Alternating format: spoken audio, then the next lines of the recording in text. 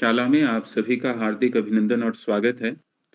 और आज का ये जो विषय है, आप जिसे अपनी स्क्रीन पे देख पा रहे हैं, अपने आप में ये रुचिकर भी है, चुनौतीपूर्ण भी है और इसके कुछ ऐसे आयाम हैं जिनकी आज मुझे लगता है बहुत सघन आवश्यकता है। इस तरह के विषयों को लेकर के आएँ। आज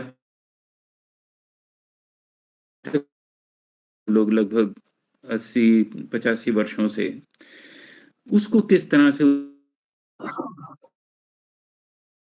उसमें कर सकते हैं, ये इस दृष्टि से आज ने ये विषय लिया है और हमारे मुख्य मार्ग निर्देश। तो मैं बहुत संक्षेप में आप लोगों के साथ और उसके बाद हमारे मुख्य वक्ता लगभग 35-40 मिनट आपसे बात बाद में अग्रसर होंगे। तो विषय हमारा है कि यक्ष युधिष्ठिर संवाद जो है, उसके माध्यम से जो कॉलोनाइज्ड इंडियन सोशल साइंसेज हैं, वो क्या सीख सकते हैं और उनको कैसे डीकोलोनाइज किया जाए, ये हमारा मुख्य विषय है। ये जान लेना चाहिए कि वेद व्यास शब्द का जब हम प्रयोग करते हैं, तो मैं उनके प्रति इसलिए आदर भाव रखता हूँ क्योंकि मेरे लिए वो सबसे प्रथम जो है मैनेजमेंट गुरु हैं। नॉलेज मैनेजमेंट गुरु तो कम से कम वो निश्चित रूप से हैं। क्योंकि वेद और व्यास दोनों ही शब्द जो हैं वो सिस्टमैटिक एक्सपेंशन और डेवलपमेंट ऑफ नॉलेज दोनों को ही एक साथ अपने में समाहित करके चलते हैं कि ज्ञान का व्यवस्थित विस्तार और उसका विकास कैसे करना है, जो कि हमें लगभग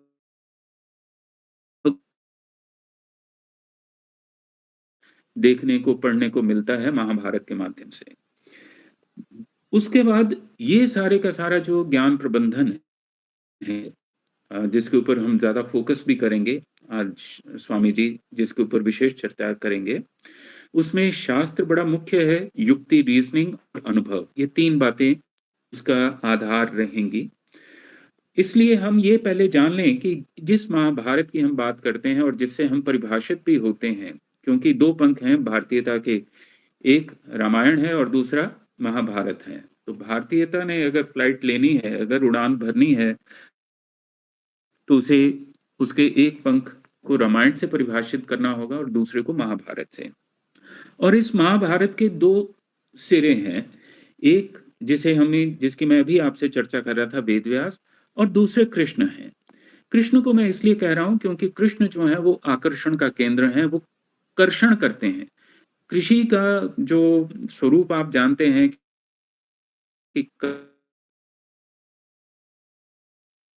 संपदा आती है,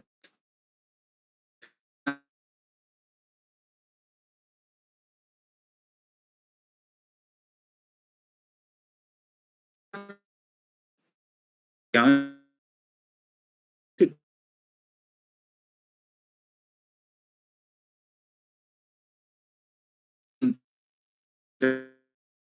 का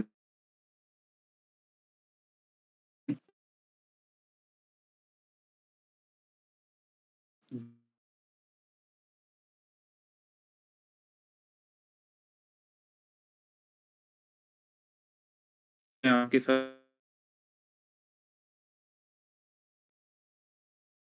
और नहीं था कर चलना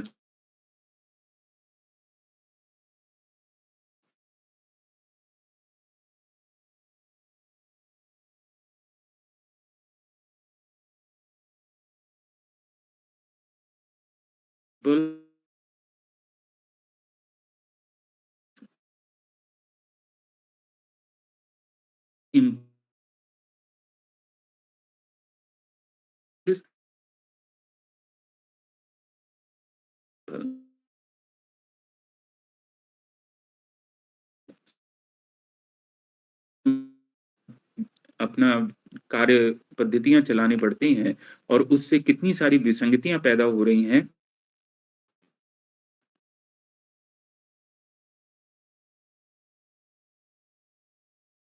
झ मैं आप लोगों के साथ बस 2 एक क्षणों में साझा करूँगा। तो सबसे पहले हमें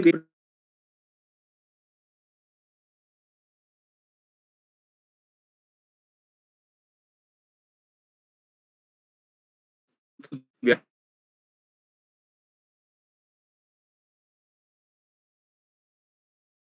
बस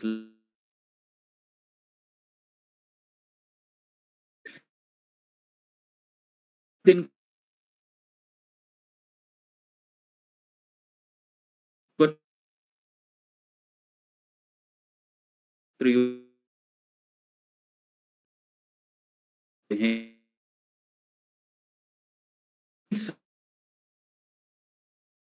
जिस स्मार्ट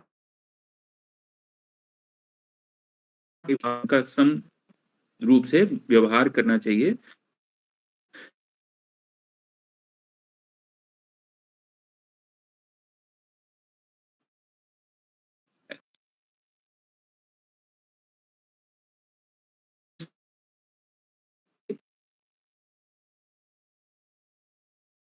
शा वो नर जो होता है वो निंदित होता है। ना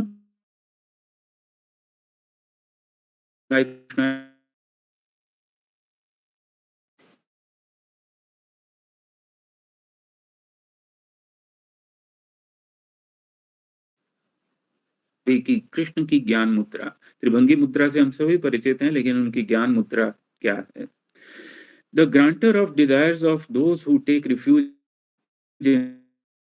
in him, the milker of Gita nectar, in whose hand is the cane for driving cows. तो कथा का पूर्व भाग जिसको आप जैसे कि मैंने चर्चा की थी बड़े संक्षेप में कि ये चर्चा शुरू होती है जन्मेजय के प्रश्न और वैशंपायन के उत्तर के बीच में, जहां पर एक ब्राह्मण आता है और वो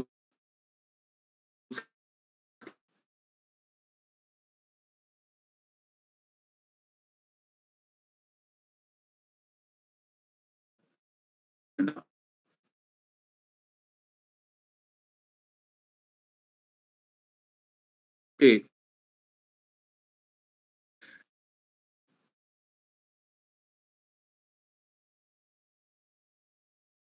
पूरे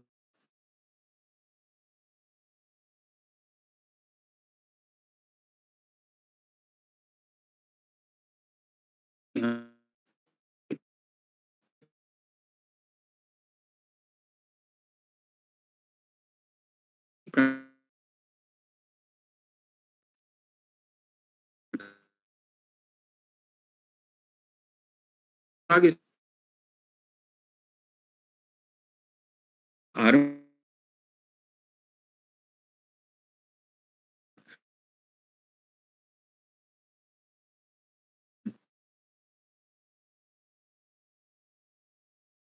के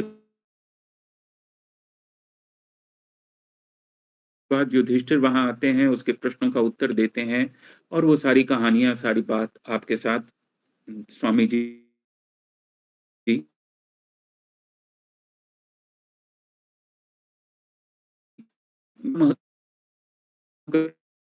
हर भाग है वो बड़ा महत्व का है। जब अंत में प्रसन्न हो मैं कर को उन्होंने जो उत्तर दिया था वो बड़ा ही मार्मिक उत्तर था कि किस तरह से उनको धर्मराज सही अर्थ में कहा जाता है।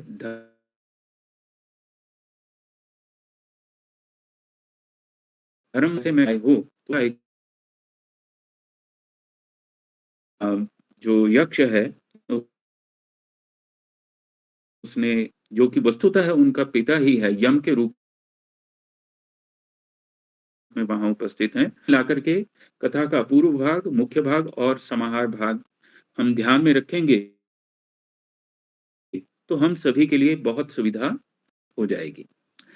लेकिन इस सबसे पहले जो हम जिन प्रश्नों को लेकर के हमारी चिंता है, वो यही है कि व्हाट इंडियन सोशल साइंस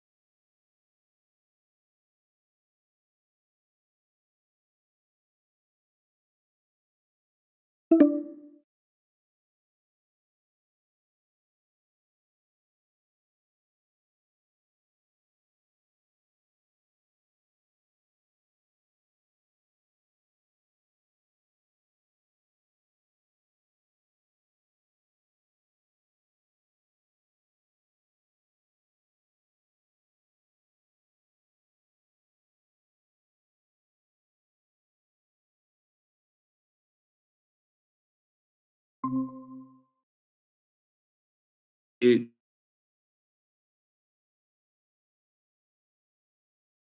दूसरी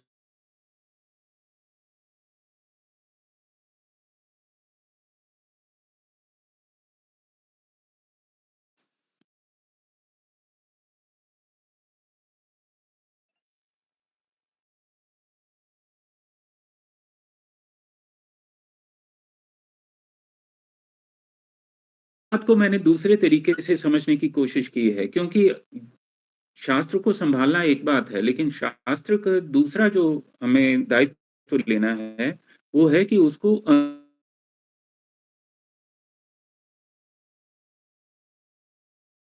अनुप्री उसी प्रश्न को मैंने दूसरे रूप में भी रखा था कि इसको साइकोलॉजी में, इकोनॉमिक्स में, पॉलिटिकल साइंस में, इन विषयों पे हम कैसे लगाएँगे, ये सारे के सारे मैंने वो कोशिश की है कि इस तरह से इन डायलॉग्स को हम यूज़ करें और उस नैरेटिव को बदलने का प्रयास करें। तो बाकी बातें आप सभी जानते हैं कि Indian social sciences are considered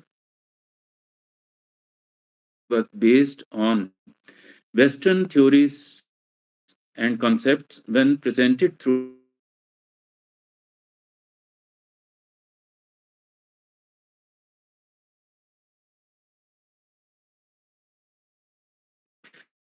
to through the perspective of colonizer leading practices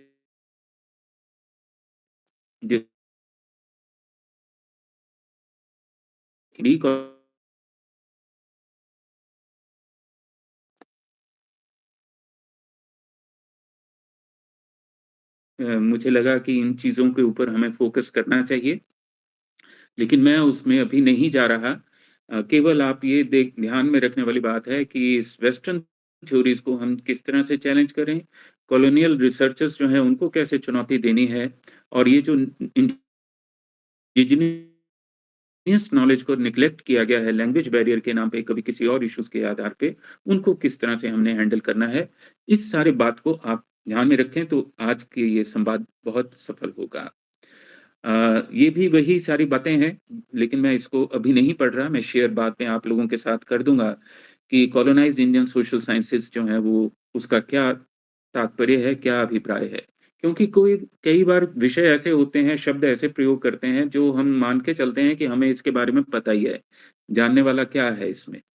तो ये ध्यान रखना चाहिए हमें कि इन विषयों के ऊपर हमें चर्चा करनी चाहिए कि और पिन पॉइंट करना चाहिए कि कॉलोनाइज़ेशन के अंदर क्या-क्या आता है।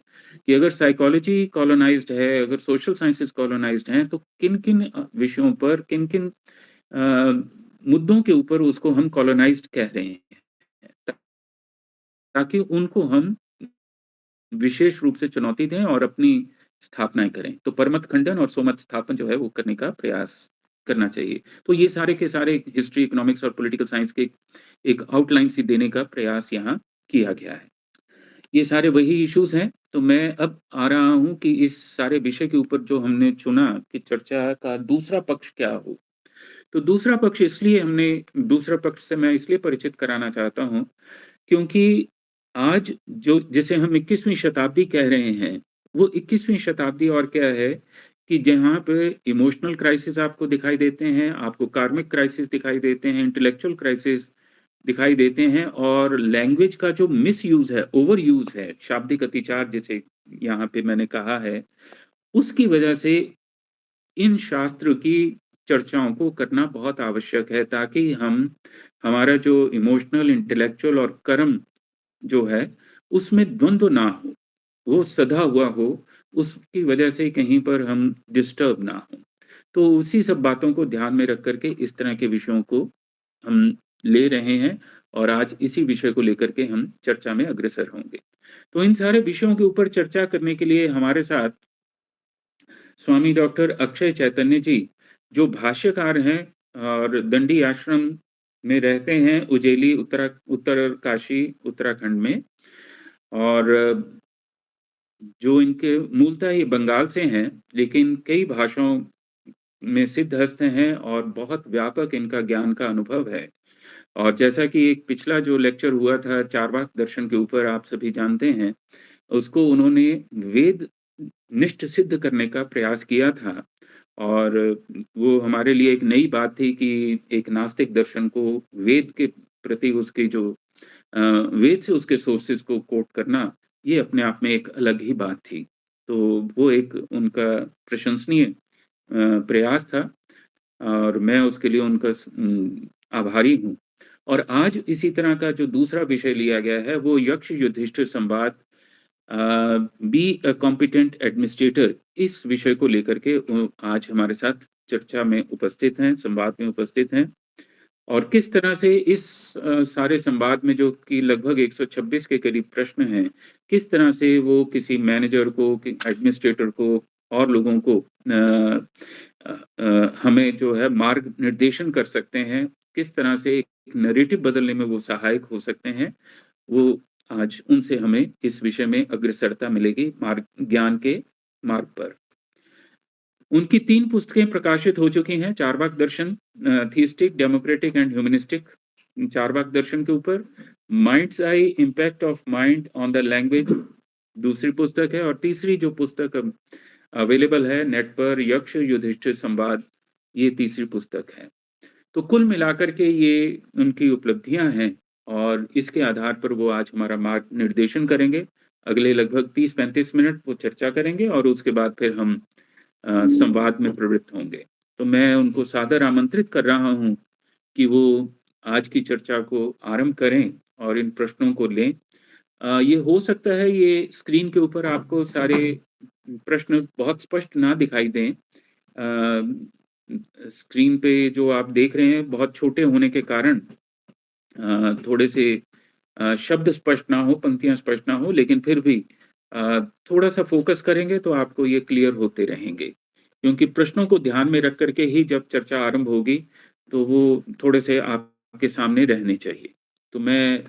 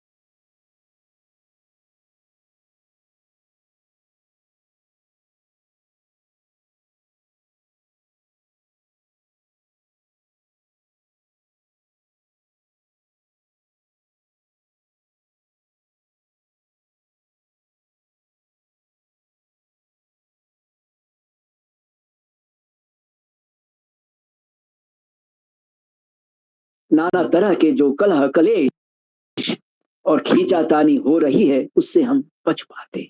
फिर भी चलिए, इस देश की एक प्रमुख हिस्से में अगर हम देखें तो मध्य प्रदेश से लेकर नीचे की ओर हम जाते हैं, दक्षिण की ओर, तो वहां पर महाभारत ग्रंथ के पाठकों की संख्या काफी है। और मध्य प्रदेश के नर्मदा खंड में तो इस पर ज्ञान यज्ञ भी होते हैं। दो एक जगह तो महीने महीने भर केवल महाभारत पर ही चर्चा करवाई जाती है किसी वक्ता को बुलवा कर। तो क्या है ऐसा इसमें कि हम अभी अभी बात आई कोलोनाइजेशन और डीकोलोनाइजेशन की। कोलोनाइजेशन तो अभी तक चल ही रहा है, भले वो दर्शनों के मामले में हो। भारतीय दर्शन पर तो चर्चा खैर हो ही चुकी है, छोटी सी चार्वक दर्शन, खैर उस पर तो दूसरी पुस्तक भी आ रही है जिस पर और कई बिंदु पर चर्चा होगी। जब देखें कि महाभारत का ये जो प्रसंग है यक्ष संवाद, ये क्यों चुना, क्या कारण थे इसके? तो यक्ष युधिष्ठिर संवाद को लेकर समाज में एक ऐसा व्यामोह पैदा हुआ है, फैला हुआ है कि पता ही नहीं चलता कि इसमें प्रश्न क्या है। कितने हैं वो तो बात की बात है, क्या अलग अलग संस्थाओं ने अलग अलग तरीके से इस पर टीकाएं तैयार कर रखी हैं। खैर देखिए, अक्षय ने जब इस पर कार्य प्रारंभ किया तो जानी बात है, राष्ट्रीय पुस्तकालय में जो उपलब्ध प्राचीन जो प्रकाशित ग्रंथ है संस्कृत में, उन्हीं को प्रमाण के रूप में लिया गया और लेने भी चाहिए। वही टीकाओं को भी देखा गया तो बहुतों ने तो प्रश्नों के साथ में छेड़छाड़ तो किया, प्रश्न ही नहीं रखे, और कई जगह तो उत्तर का ही खंडन कर दिया विवेचना के नाम पर। खैर चलिए अपने धीरे धीरे संवाद में प्रवेश करते हैं। ये 7 स्तरीय प्रश्नमाला गुथी हुई है, 7 स्तर में प्रश्न उत्तर है, एक दूसरे के साथ में मिले हुए हैं। क्या है वे 7 स्तर? अपने साथ, परिवार के साथ, परिजनों के साथ, पड़ोसियों के साथ, आजीविका से संबंधित जुड़े लोगों के साथ, अन्य संसाधनों के उपयोग के साथ, फिर सत्ता के साथ। इस 7 चरण, इस पर अलग से वीडियो भी है, चैनल का लिंक हमने आपको शेयर कर दिया है पहले ही, उस पर देख लीजिएगा। और जो एक महत्वपूर्ण पक्ष है वो है वनवास का। जी हाँ, रामायण का प्रसंग हो चाहे महाभारत का प्रसंग हो, वनवास प्रमुख है। क्या ये सिर्फ लीला है? तो लीला कह के लीपा पोती कर दे, ये उचित नहीं है, मर्यादा नहीं है धर्म की। वनवास क्यों करवाया गया, और आज के दृश्य में देखें तो आज के समाज को ये क्या संदेश दे रहा है, सत्ता को क्या ये बतला रहा है कि वनवास क्यों उपयोगी है। वनवास का मतलब ये जरूरी नहीं है कि हमको वन में जाके ही रहना है, ना ना ना ना, उदास होने की आवश्यकता नहीं है किसी को। पर वनवास के द्वारा क्या समझाया गया है कि संपर्क होना चाहिए, जो सत्ता का संपर्क नहीं हो पाता है, जो केंद्र में बैठा है उसका संपर्क अपने राज्य के ही एकदम जो अंदरूनी इलाके हैं उनसे संपर्क नहीं हो पाता। वो बस लाल फीताशाही है, कहीं अफसरशाही है, हावी हो जाती है, अपने अपने तरीके से व्याख्यात करने हो जाती है। राजा को या शासक को आज के संदर्भ में कहे तो संसदीय प्रणाली हो, चाहे राष्ट्रपति प्रणाली हो, चाहे कोई भी प्रणाली हो, उसका संबंध नहीं हो पाता। तो उस ओर इशारा किया गया है। अब ये जो प्रश्नमाला है इस तरह से गुथी हुई है कि इसमें कोई भी प्रश्न अगर आप अपने तरीके से छेड़छाड़ करेंगे तो पूरी माला टूट जाएगी, बिखर जाएंगे मोती सारे, और सब एक दूसरे से संबंधित है। ये नहीं कि एक प्रश्न एक बार कर दिया गया तो बस छुट्टी हो गई, अपने को दरकार ही नहीं कि अंत में प्रश्न किया क्या नहीं किया। नहीं नहीं नहीं नहीं, वो नहीं, वो दाल नहीं गल सकती किसी की भी। और दूसरे कि परोक्ष रूप में कह दिया गया युधिष्ठिर को कि भी सारे प्रश्नों के उत्तर सही होने चाहिए, घुमा के बात कह दी गई, माने कोई भी विकल्प आपके लिए नहीं छोड़ा कहीं पर भी। अब प्रश्नमाला प्रारंभ होती है कि भाई ब्रह्म ज्ञान से, आत्मज्ञान से। क्यों? उसके लिए अलंकारिक प्रयोग काफी है भाई। सन का प्रयोग, सूर्य का प्रयोग किया गया है। उदित होता है सूर्य, उसके साथ देव चलते हैं, फिर वो अस्त होता है धर्म में। भाई ये क्या बला है? बला नहीं है, सीधी सीधी सी बात है कि विशेषणात्मक जो परिचय हम लोगों का, उस पर कटाक्ष किया गया है कि जिस चिन्मय सत्ता के चलते विशेषणात्मक परिचय सत्य लगता है, अपना लगता है, उसके आधार पर जो स्वरूपाध्यास है, संसर्गाध्यास है, उसकी व्याख्याएं होने लग जाती हैं, उसको सच माना जाने लगता है। उसको हम सच न माने, यहाँ पर सूर्य उसका द्योतक है और देवता किसका द्योतक है? देवता जो है वह उन शक्तियों का, उस काबिलियत का, उस योग्यता का जो उसके साथ होती, व्यक्ति विशेष के साथ होती है, कोई ना कोई योग्यता, कोई ना कोई विशेषता। और जो स्थान काल परिवेश के चलते कुछ जो स्वधर्म मिलता है, उसमें जो भूमिका निभाई जाती है, तो वो उस पर, उसकी ओर भी ये अर्थ इशारा कर ही रहा है। तो स्वधर्म पालन करते हुए स्थान काल परिस्थिति के अनुसार व्यक्ति आगे बढ़े और उसके साथ बहता न रहे, अस्त होना। लिखा है ना, धर्म में अस्त होना। तो धर्म में अस्त होने का मतलब क्या? किसी धर्म विशेष में नहीं, बिल्कुल नहीं। यहाँ पर यह है कि अपने स्वरूप में स्थित होना, ट्रुथ, जो सत्य है। अब सत्य की, व्यवहारिक सत्य की तो कोई व्याख्या ही नहीं, स्वरूप मान्य। तो किस सत्य की ओर इशारा किया गया है? जो अपना सत्य स्वरूप है, वह सत्य जो स्थान काल वस्तु की सीमाओं से परे है, उसके द्वारा वह आक्रांत नहीं होता, उस सत्य की ओर इशारा किया गया। अब देखिए, ये तो वह पहला समूह। दूसरे समूह में जब आते हैं हम, तो नॉलेज, विद्या की महानता बतलाई गई है। अब इसमें कुछ ऐसे शब्दों का प्रयोग किया गया है जो मन भ्रमित हुए बिना नहीं रहता है। एक शब्द है श्रुति का, एक है वेद शब्द है। तो कुछ ऐसे जो ये शब्द है, तो ये क्या बतला रहे हैं? जैसे हम सभी जानते हैं कि वेद कोई पुस्तक मात्र नाम नहीं है। वेद धातु के 5 अर्थ हैं और 5 अर्थ तो एक दूसरे से मिले हुए हैं, गुथे हुए हैं। और उसके आधार पर जो हम देखते हैं, तो वो जानकारी, वह ज्ञान जो अनुभव पश्चात वो ज्ञान बनता है।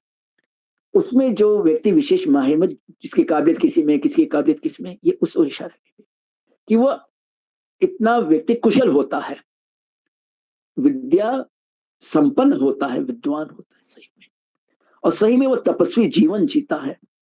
यहाँ पर जो तप शब्द आएगा, और भी जगह उसका उपयोग हुआ है। तो तप मतलब क्या है? कि कोई भी क्रिया शरीर के द्वारा होती है, वो तब बुद्धि से की जाए। यहाँ पर तपस्या कोई भागने का नाम नहीं है, ना ना ना ना ना, कहीं पर जाके ना ना ना ना ना ना। कि उपनिषद भी देखिए कहता है यही बात कि भाई तप बुद्धि से करो। जो ज्वरादि पीड़ा है, रोग आदि, इसको तप बुद्धि से सब, ये नहीं कि इलाज मत कराओ, चिकित्सा नहीं, सब कराओ, पर तप बुद्धि से करो। यहां तक उपनिषद कहते हैं कि जो दाह संस्कार की क्रिया है, वो तक तप बुद्धि से करे मनुष्य, तो उसको तप का फल मिलता है। तो यहां पर जब हम आगे बढ़ते हैं, तो आप देखोगे कि ब्राह्मण शब्द पर संबंधित कुछ प्रश्न है, कुछ क्षत्रिय संबंधित प्रश्न है। तो यहाँ पर इन शब्दों को शब्दों के रूप में मत न लेकर इनके लक्षण पर हम ध्यान दें कि भाई ब्राह्मण का ब्राह्मणत्व, खैर उस पर तो आगे एक प्रश्न आएगा, उस पर तो हम आगे चर्चा करेंगे। यहाँ पर इतना ही कहा गया कि यहाँ पर ब्राह्मण शब्द कोई वर्ण सूचक या केवल एक जाति सूचक नहीं है। यहाँ पर ब्राह्मण का शब्द है विद्वान, पढ़ा लिखा, समझदार, ज्ञानी पुरुष। कि ब्रह्म जानाते थे ब्राह्मण, अगर दूसरे रूप से भी लें दार्शनिक में, तो ब्रह्म जानाते थे ब्राह्मण, यहां तक अपनी बात कही गई है। जब क्षत्रियों पर आया, तो उस पर आया कि भाई क्षत्रिय मतलब क्या? जो रक्षा करे, भटकने से रक्षा करे, अस्त्र शस्त्र के द्वारा रक्षा करे। अब इसमें आया कि भाई उसका भय क्या है? क्षत्रिय और भय, मामला क्या है? क्षत्रिय के लिए भय सूचक शब्द का प्रयोग इसलिए किया कि भाई अगर वो अपने स्वधर्म से विमुख है, तो जानी बात है उसके भय का मतलब उसकी निंदा। भय मतलब क्या? निंदा, उसको पतित होना पड़ता है, उसको, उसका फिर वो क्षत्रित्व भंग हो जाता है।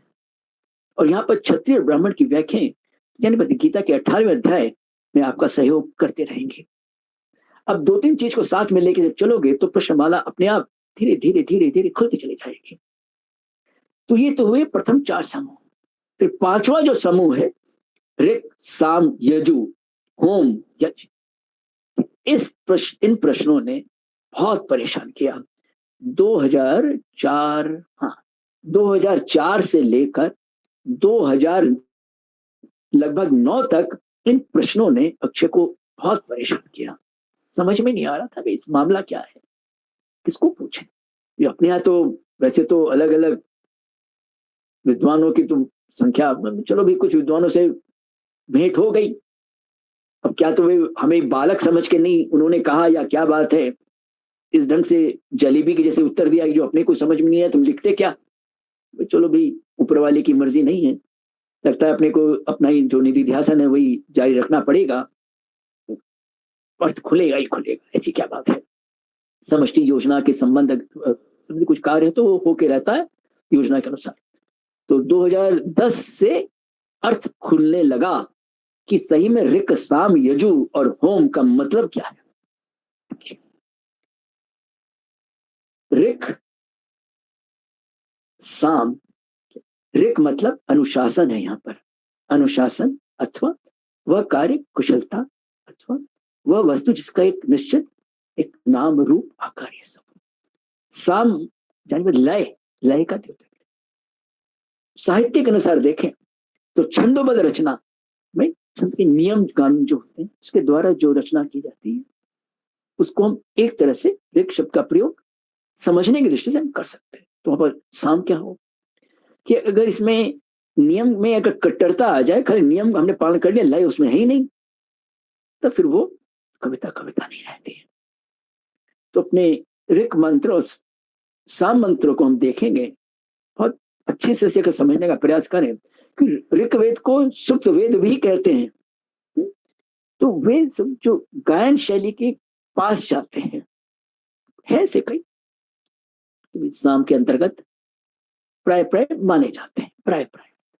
अब इन शब्दों को हम आगे जब खोलते हैं तो यहाँ पर जो यजु शब्द है ये आपका खुलेगा गीता के अनुसार, गीता चतुर्थ अध्याय क्षमा करें, तो उसमें क्या है, श्वास प्रश्वास की प्रक्रिया भी एक तरह से यज है, हवन है। क्यों? क्योंकि वो सर्वभूत हितैषिता की कामना से, क्यों तो श्वास प्रश्वास सभी लेते हैं, एक आतंकवादी भी लेता है, कॉलोनियल मानसिकता वाले लोग भी लेते थे और अभी भी ले रहे हैं, आगे भी लेते रहेंगे, इसमें क्या बड़ी बात है। गीता या यज्ञ संवाद उनके पक्ष में कुछ नहीं कह रहा, वो सीधा सीधा ये बतला रहा है कि आपको सर्वभूत हितैषिता की कामना से अगर करना है तो ठीक है। अब देखिए, अब इसका जो मुख्य लक्ष्यार्थ जो यहां पर लगेगा संवाद में वो गृहस्थों के लिए है। कैसे कि अपने भारतीय समाज में, हिंदुओं में एक मंत्र आता है सामोहम रिक्त्वम, ये दूल्हा दुल्हन को कहता है। आप लोगों ने भी कहा ही होगा, सुना ही होगा, इसका मतलब क्या होता है। अब हमने भी इसको पूछा भी विद्वानों से, इन पुजारियों से भी जिनको सारी प्रक्रिया पूरी याद है, कंठस्थ, किताब देखने की आवश्यकता नहीं, बस वही बात है कि बस घुमा घुमा कर बोले भैया रहने दे, 2-4 पन्ने हमने भी पढ़े हैं, भले ही भूल से पढ़ ली होंगे पर पढ़े हैं, तो कोई बात नहीं, प्रभु इच्छा, अपनी साधना में आगे बढ़ो, देखें क्या उत्तर निकलता है। वहां पर ये उत्तर आया कि दुल्हन को माने पत्नी, पत्नी यहाँ पर धर्म पत्नी है कि पत्नी और धर्म पत्नी में अंतर होता है, पति और पतिदेव में अंतर होता है। तो जब वह धर्म पत्नी अगर अनुशासित है, काबिल है, गुणवान है, तो उसके लिए ऋक शब्द का प्रयोग हुआ है। और साम हुआ है लय के लिए कि अगर दोनों मिलकर जब काम आगे बढ़ते हैं, दोनों जब मिलकर रहते हैं तो गृहस्थी की गाड़ी भी आराम से चलती है और वह यजु तक पहुंचते हैं। यजु मतलब क्या हुआ, वही सर्वभूत हितैषिता की कामना वाला अर्थ हुआ। यार इस पर जो विस्तार से चर्चा अगर किसी को सुननी है तो चैनल में वीडियो है, 2 वीडियो है इस पर, एक कन्यादान पर भी है और एक पति पत्नी इस पर भी है, दोनों आप लोग सुन लेना, विस्तार से आपको मिल जाएगा। अब यहाँ पर प्रश्न आता है कि भाई ये प्रश्न यहाँ पर रखे ही क्यों गए, क्या कारण था। इसलिए रखे गए सुधीजनों कि आगे के प्रश्नों में, हाँ जी, पति और पत्नी दोनों आने वाले हैं, तो पहले से ही बतला दिया साम कौन है, ऋक कौन है और क्यों है। अब आज के संदर्भ के अनुसार भी हम देखें तो कि भाई घर चलाने के मामले में और बाहर चलाने के मामले में कामकाज, मतलब आजीविका और घर चलाने में दोनों का ही योगदान निर्धारित है कि दोनों मिलकर घर भी संभाले और बाहर भी संभाले। तो रिक साम दोनों मिल गए, क्योंकि अपने यहाँ पति पत्नी दो अलग अलग इकाई नहीं है, एक है। ये पश्चिम वाला सिद्धांत नहीं है जो आजकल लोग चला रहे हैं कि एक के दो मित्र अलग, दूसरे के मित्र अलग होने चाहिए।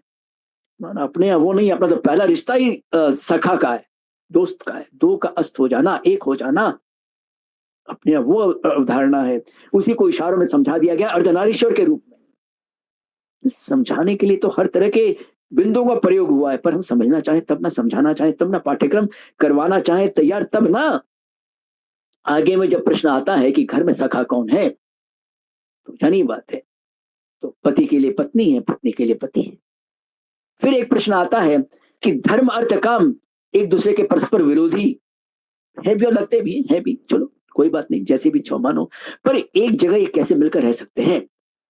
उत्तर में तो खैर पत्नी शब्द का ही प्रयोग हुआ है, पर कोई बात नहीं, अध्याय तो होती है और पति पत्नी दोनों एक ही। क्योंकि अगर केवल पत्नी लायक है तो जानी बात है धर्म अर्थ काम फिर भी मिलकर नहीं रह पाएंगे, कि पति अलग है। अगर केवल पति लायक है, पत्नी उतनी नहीं है, तो भी मिलकर नहीं है। तो मतलब कि दोनों जो पति पत्नी इस तरह से मिले हुए हैं, जहां पर धर्म अर्थ काम तीनों आपस में मिल ही जाएंगे आपस में, और मोक्ष तो फिर जीते जी मिल जाएगी ना फिर, क्योंकि अपने यहाँ तो जीवन मुक्त की अवधारणा है। अपने यहाँ तो मरने के बाद की तो वो बाद के वो अलग विषय छोड़िए उसको। तो यहाँ पर जब ऐसे प्रश्नों को जो हम देखते हैं, आगे बढ़ते हैं, तो समाज से संबंधित प्रश्न भी है। तो यहाँ पर आया कि भाई गाय से संबंधित क्या है? गाय यहाँ पर गाय का द्योतक नहीं है, ना ना ना ना ना ना ना ना, अर्थव्यवस्था का द्योतक है, अर्थव्यवस्था का द्योतक है। ऐसी जो प्रश्नमाला है, जब आगे की ओर हम आगे बढ़ते हैं, तो यानी बात है भाई आकाश से ऊंचा क्या है, धरती से बड़ा। तो यहाँ पर पिता माता दोनों के बारे में है। तो पिता मतलब क्या? अपने यहाँ अवधारणा आप लोग को जैसे मालूम ही, पंच माताओं की, पंच पिताओं की है।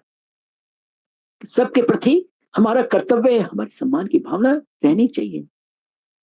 उस ढंग से बात को समझाया गया, रखा गया है। अब प्रश्न आता है कि भाई सोशल और समाज विज्ञान हो, सोशियोलॉजी हो या पॉलिटिकल साइंस हो, कैसे इसको समझाया जाए, पढ़ाया जाए आजकल के बच्चों को, आजकल की पीढ़ी के लिए क्या उपयोगी है? बिल्कुल उपयोगी है। कि भाई छोटे छोटे, अगर आप समझो, आप 124 प्रश्न को हमने इसमें लिया, तो उसमें 30 को अथवा जैसे भी हो अलग अलग रखकर कर एक पाठ्यक्रम बनाया जा सकता है, समझाया जा सकता है कि देखो कि जो तुम जो सोच रहे हो, तुम मुझे जो पढ़ाया जा रहा है कि भारत में तो कुछ भी नहीं है, अब भारत के शास्त्रों में तो क्या कोई काल्पनिकता ज्यादा है, और खाली वो कुछ मनन चिंतन ऐसे करते रहो, बैठे रहो पहाड़ों कंदराओं में, गुफा में, ना ना ना ना, जैसे कुछ है ही नहीं।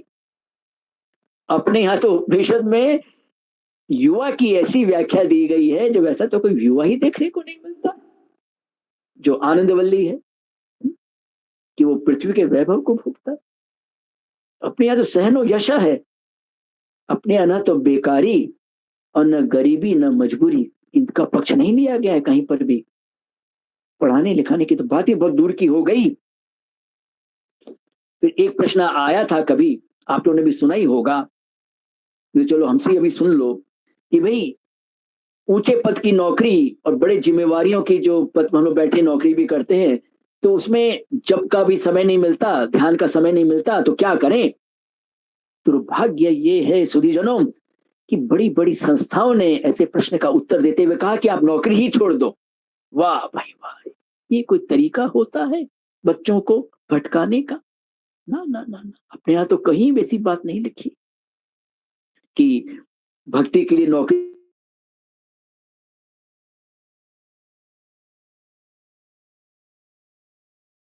की। कई बिंदु हमें लेने हैं छोटे से समय में, तो उसमें आप लोग सुन लेना। अपने यहाँ कहीं ऐसा नहीं कहा गया कि दैनंदिन जो अपना कर्तव्य है उसको परे रखकर बस भक्ति में लगे रहो। ऐसे तो सैकड़ों उदाहरण मिलते हैं कि नहीं मिलते हैं समाज में। उस पर प्रहार है संवाद में कि इस तरह से अपना समय बर्बाद मत करो, दुरुपयोग मत करो। ये तो होता क्या है प्रायकर, हाँ, कि सुबह सुबह माता जी बस लड्डू गोपाल को नहलाने में व्यस्त हैं, उधर वो बच्चे भी कुलबुला रहे हैं, जो पतिदेव है वे भी सोच रहे कि भाई अब हम लोग का भी समय है, हम लोग खाना पीना भोजन सब तैयार करें। वो होता है कैसे होता है, आप लोग का अनुभव ज्यादा है इस मामलों में। तो ये हाल है। तो इस तरह से जो बर्बादी हम लोग करते हैं, हमने सिखाया ही इस तरह से गया है। ये नहीं कि केवल पश्चिम वाले सिखाए, हम लोग भी यहाँ के लोग कौन से कम है जो उससे से मिले हुए हैं मानसिकता वाले।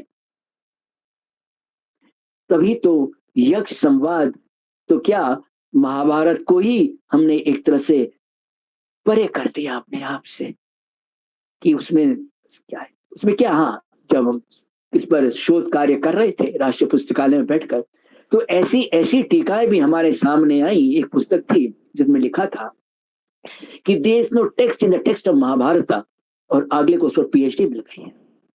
वाह वाह भाई वाह। क्या हाल है हमारी व्यवस्था का कि हम लोग ऐसे ऐसे विषयों को तो हम लोग चुन लेते हैं, दे भी देते हैं, अब मंजूरी भी हो जाती है। तो वो जो परंपरा बढ़ेगी, क्या बढ़ेगी, चाहे वो महाविद्यालय हो, चाहे विश्वविद्यालय, जो और जो तकनीकी संस्थाएं जहां पर सब पढ़ाई जाती हैं, कैसे भी हो, तो वहां पर क्या पढ़ाया जाएगा, क्या पाठ्यक्रम तैयार हो पाएगा। इन संवाद में चाहे ये हो चाहे और भी कई तरह के सब समाज के लिए ही है, समाज उपयोगी ही है और आगे बढ़ाने के लिए ही है। कुछ भी ऐसा नहीं है कि वो केवल एक व्यक्ति विशेष के लिए है, वर्ग विशेष के लिए है, भाषा विशेष के लिए है। वो तो जब धर्मशास्त्रों का प्रचार प्रसार हुआ और कुछ ऐसी ग्रंथ लिख दिए गए, उनकी बात अलग है। ऐसे मामलों में बड़े ग्रंथ प्रमाण माने जाते हैं, छोटे ग्रंथ प्रमाण माने नहीं जाते हैं, कभी नहीं। ना ना ना, अपने तो जांचने के सूत्र तक दिए हैं वैदिक काल के ऋषियों ने कि जांच लो, अच्छी तरह जांच लो, परख लो, और कोई भी युग धर्मानुसार कोई भी अगर बात उचित नहीं लगती है तो ठीक है, उसको परे रहने दो। तो इस ढंग से जब हम बातों को आगे बढ़ाएंगे, समझेंगे, तब बात पल्ले पड़ेगी कि यक्ष संवाद का एक एक प्रश्न मूल्यवान है, एक दूसरे के साथ मिला हुआ है। अब आइए ब्राह्मणत्व शब्द पर जो प्रश्न, जो आमतौर पर टीकाकारों ने इस प्रश्न को ही एकदम क्या तो नकार दिया या उत्तर की मतलब उत्तर का ही खंडन कर दिया। कैसे किया? यह प्रश्न है कि ब्राह्मणत्व की सिद्धि किससे होती है? चारों वेद को जानने से, उच्च कुलीन होने से, या जितने भी कर्म कांड है उसको ठीक से नियम कानून से पालन करने से, किससे होती? युधिष्ठिर का उत्तर सुनिएगा कि चतुर्वेदों भी जाना, जितना भी कोई जानकार हो, कुलीन भी हो, पर आचरण अगर सही नहीं है तो कुछ भी नहीं है। आचरण से ही ब्राह्मणत्व की सिद्धि होती है। अब टीकाकार ने महोदय ने क्या किया, आचरण के नाम पर, आचरण का विश्लेषण करने के नाम पर कह दिया कि सारे कर्मकांड ठीक से करे, अग्निहोत्र ठीक से करे, संध्यादि ठीक से करे। और क्या कर दिया आपने? आपने तो सीधा पूरा ही उत्तर का ही खंडन कर दिया। क्यों? अब देखिए, जितने भी अपने बड़े बड़े असुर हुए हैं वे सब क्या थे? भक्ति के मामले में, योग के मामले में, कर्मकांड के मामले में माहिर थे, पूरे थे। भाई रावण के नाम से तो आयुर्वेद की 3-3 पुस्तक उपलब्ध है, स्तोत्र, एक से एक चीजें उपलब्ध है, फिर भी उसका आचरण सही नहीं था, इसलिए वास्तव निंदित है। तो आचरण से ब्राह्मणत्व की सिद्धि मानी गई है। अब उस अर्थ को अगर आप बड़े ग्रंथों के अन्य ग्रंथों के साथ भी अर्थ लगाओगे तो एक ही अर्थ निकलेगा। अब आप सीधा आप देख लो, जो पहले ब्राह्मणत्व पर, ब्राह्मण पर प्रश्न किया गया था, उसके साथ में इसकी संगति आराम से लग जाती है। कि अगर संगति नहीं लगाई तो यह आप जान लेना केवल आवाज निकलेगी, संगीत नहीं निकलेगा। उसको वही अगर किसी को संगीत लगे तो ठीक है भाई, दूर से नमस्कार है, कोई बड़ी बात नहीं, अपने किसी का अपमान नहीं करते, ग्रंथों ने भी नहीं किया तो अपनी अपनी तो स्थिति नहीं है उसकी इस ढंग से समझाया गया है। और संतोष देखिए प्रारंभ होता है किससे? आत्मज्ञान से। जब अंतिम की ओर जब हम जाते हैं तो क्या प्रश्न आते हैं कि सुखी कौन है? संतोषी की बात आई थी यहाँ पर कि जिस पर ऋण नहीं है, तो भले ही उसके पास खाने पीने को ठीक से ना हो, उपलब्धता ना हो, तो जो भी सामान उपलब्ध है, भले ही वो एक वक्त का भोजन ले, जैसे भी ले, रूखा सूखा ही ले, वो सुखी संतोषी है। प्रारंभ किससे हुआ है, अंत किससे हो रहा है? अंत की तरफ मतलब हम जब जाते हैं तो किससे हो रहा है? अब यहाँ पर देखिए गीता का मामला देखिए, गीता का प्रारंभ किससे हुआ? धर्म क्षेत्र, धर्म से।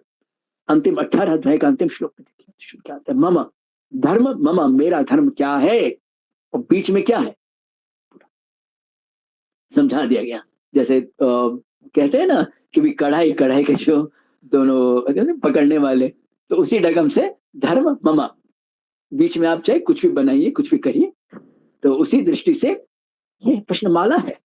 तो इस ढंग से जब चीजों को हम आगे लेंगे और मन माने जो प्रश्नावली तैयार की गई है उसको जरा एक बार हम परे रख दें, उसको जरा न समझाएं, उसको आगे ना बढ़ाएं, पढ़ाया उसी को जा रहा है कई जगह। तो कैसे चीजें आगे आएंगी? कैसे? वही कॉलोनियल मानसिकता वाली बात है कि भाई उन्होंने भी किया, अभी वही कर रहे हो, क्या बड़ी बात है।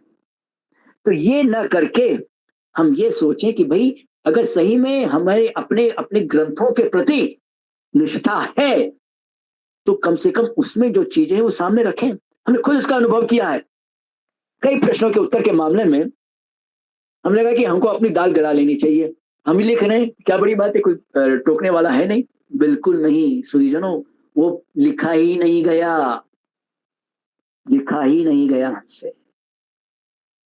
जो जो अनुभव हुए हैं हम ही जानते हैं। फिर लगा कि नहीं, अपन अपनी दाल नहीं गलाएंगे, जो समष्टि योजना जो लिखवाना चाहती है उसी को सामने आने दो।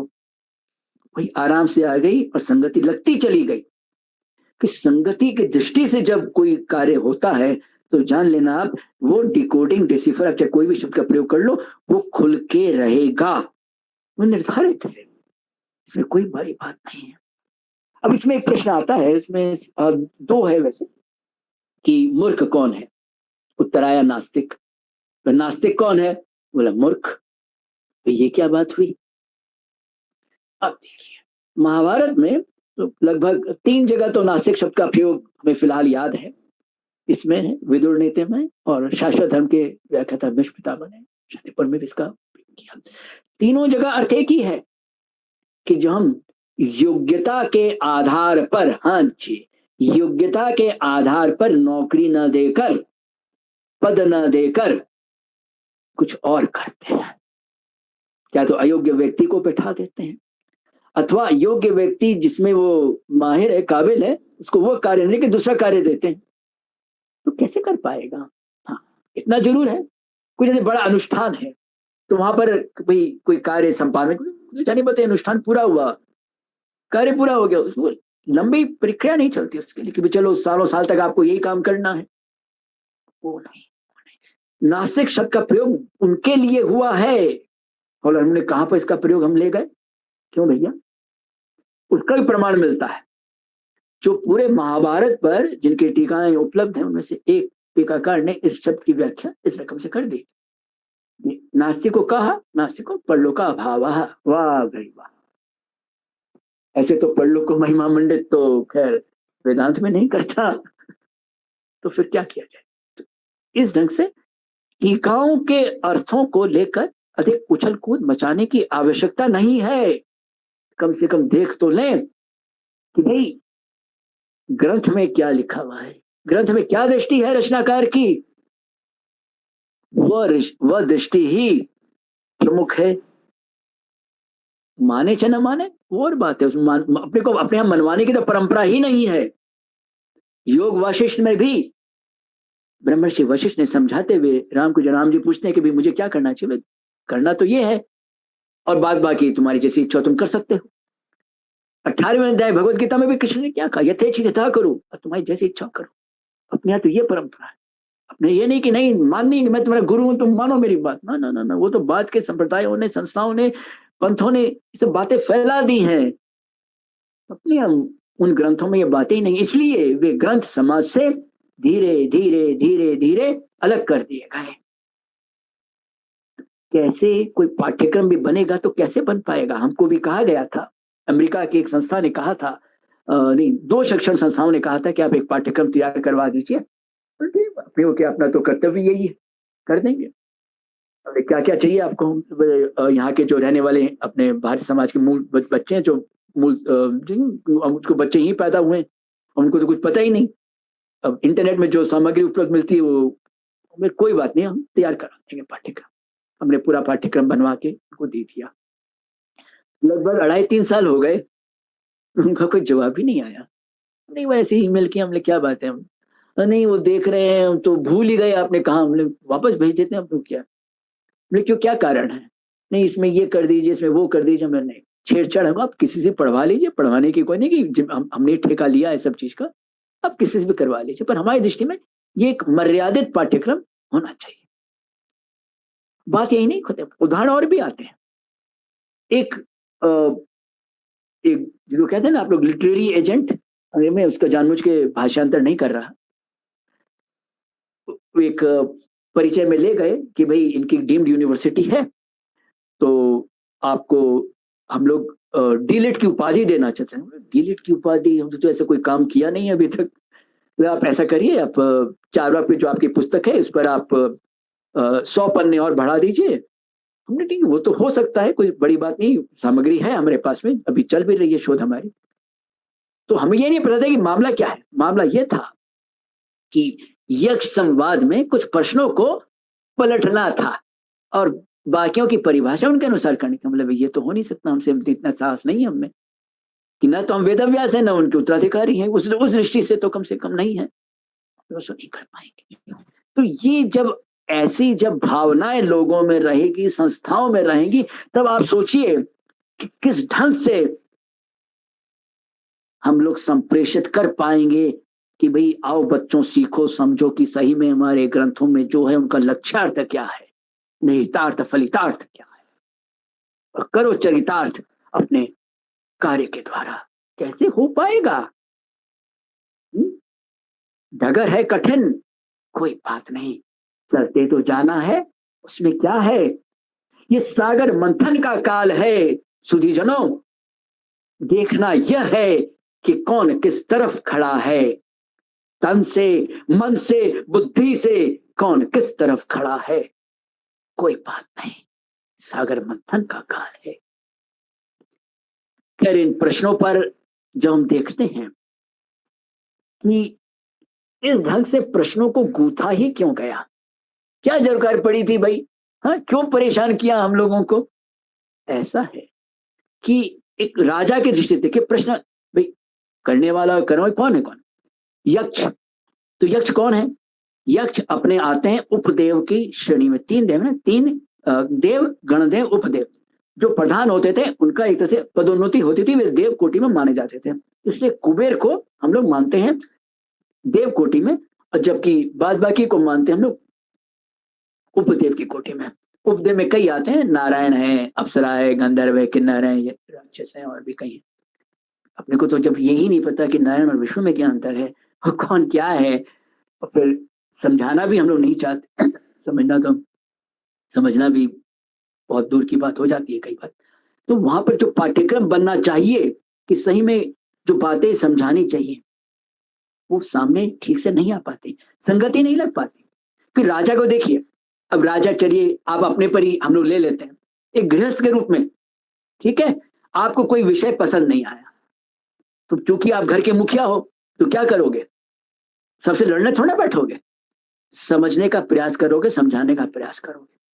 तो चलो भाई कोई बात नहीं है, घर की एकता के लिए, पारिवारिक एकता के लिए इस बात को तनिक मान लिया जाए।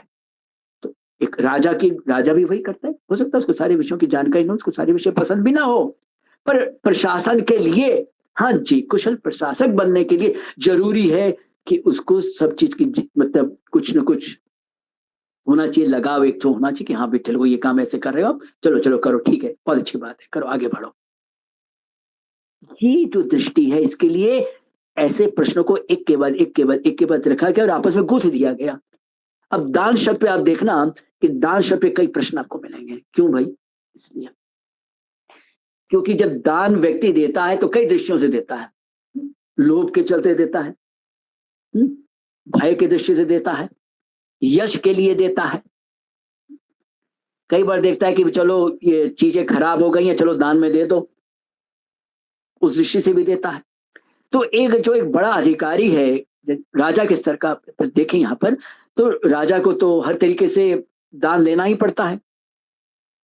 साफ बात है, कोई बड़ी योजना हो तो उसमें ये थोड़ी देखो कि भाई चंदा यहां से मिला या कहां से मिला। चंदा चाहिए चाहिए कि बहुत बड़ी योजना है, उसमें चंदा कहां से आएगा, बड़ी राशि।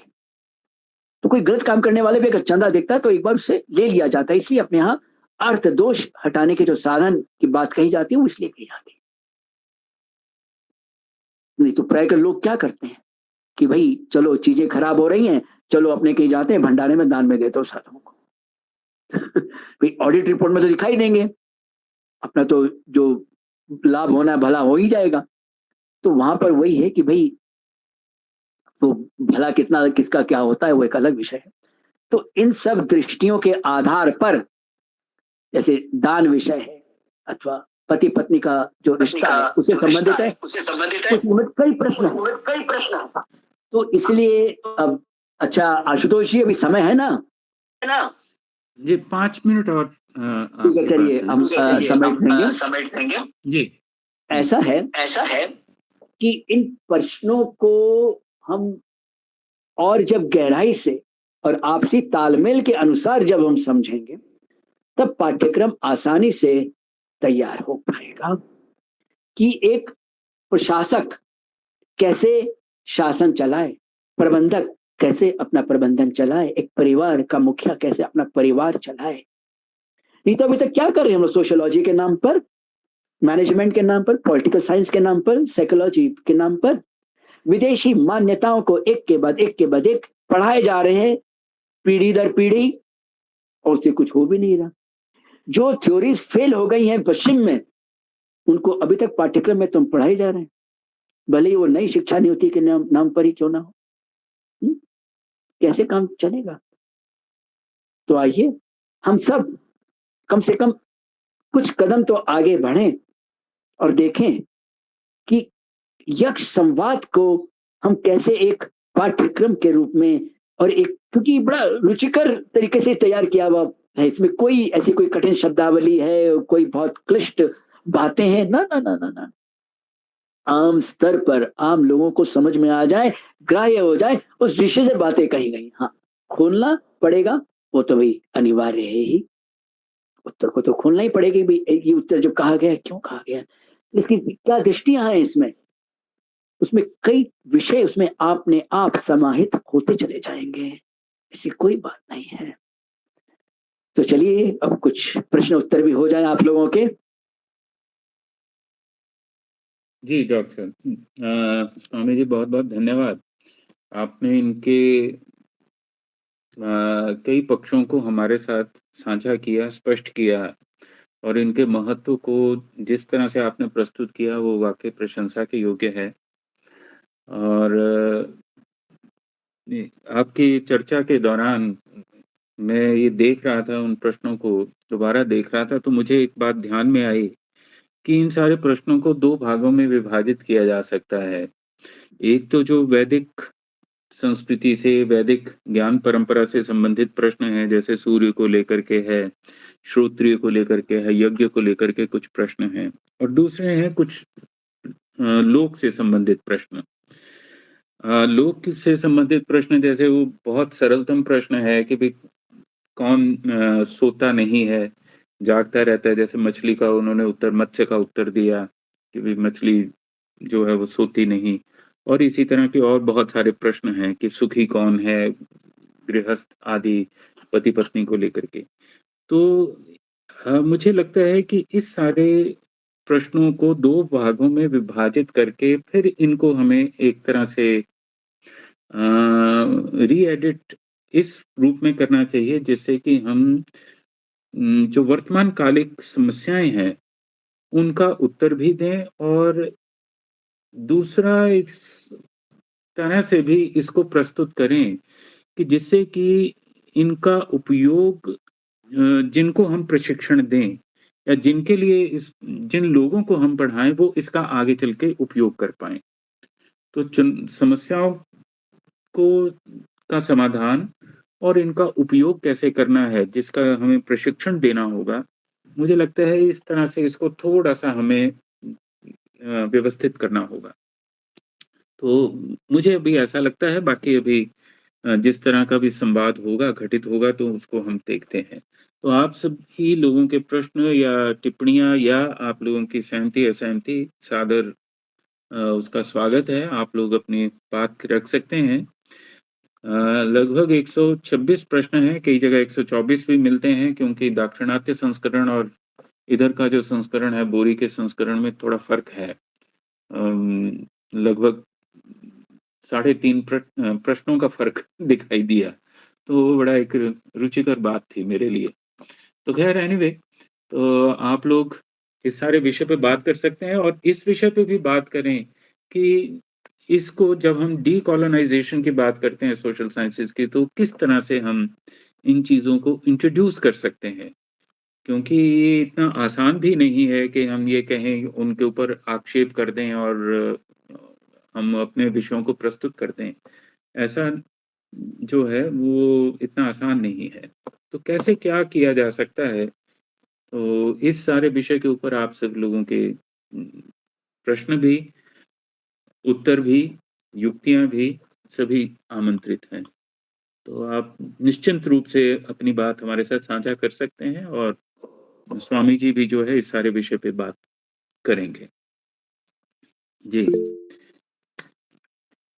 बाकी तो जी, डॉक्टर अभय जी, आप आपसे हम चर्चा आज शुरू करते हैं। धन्यवाद सर। जी। स्वामी जी, आपके लिए एक प्रश्न है।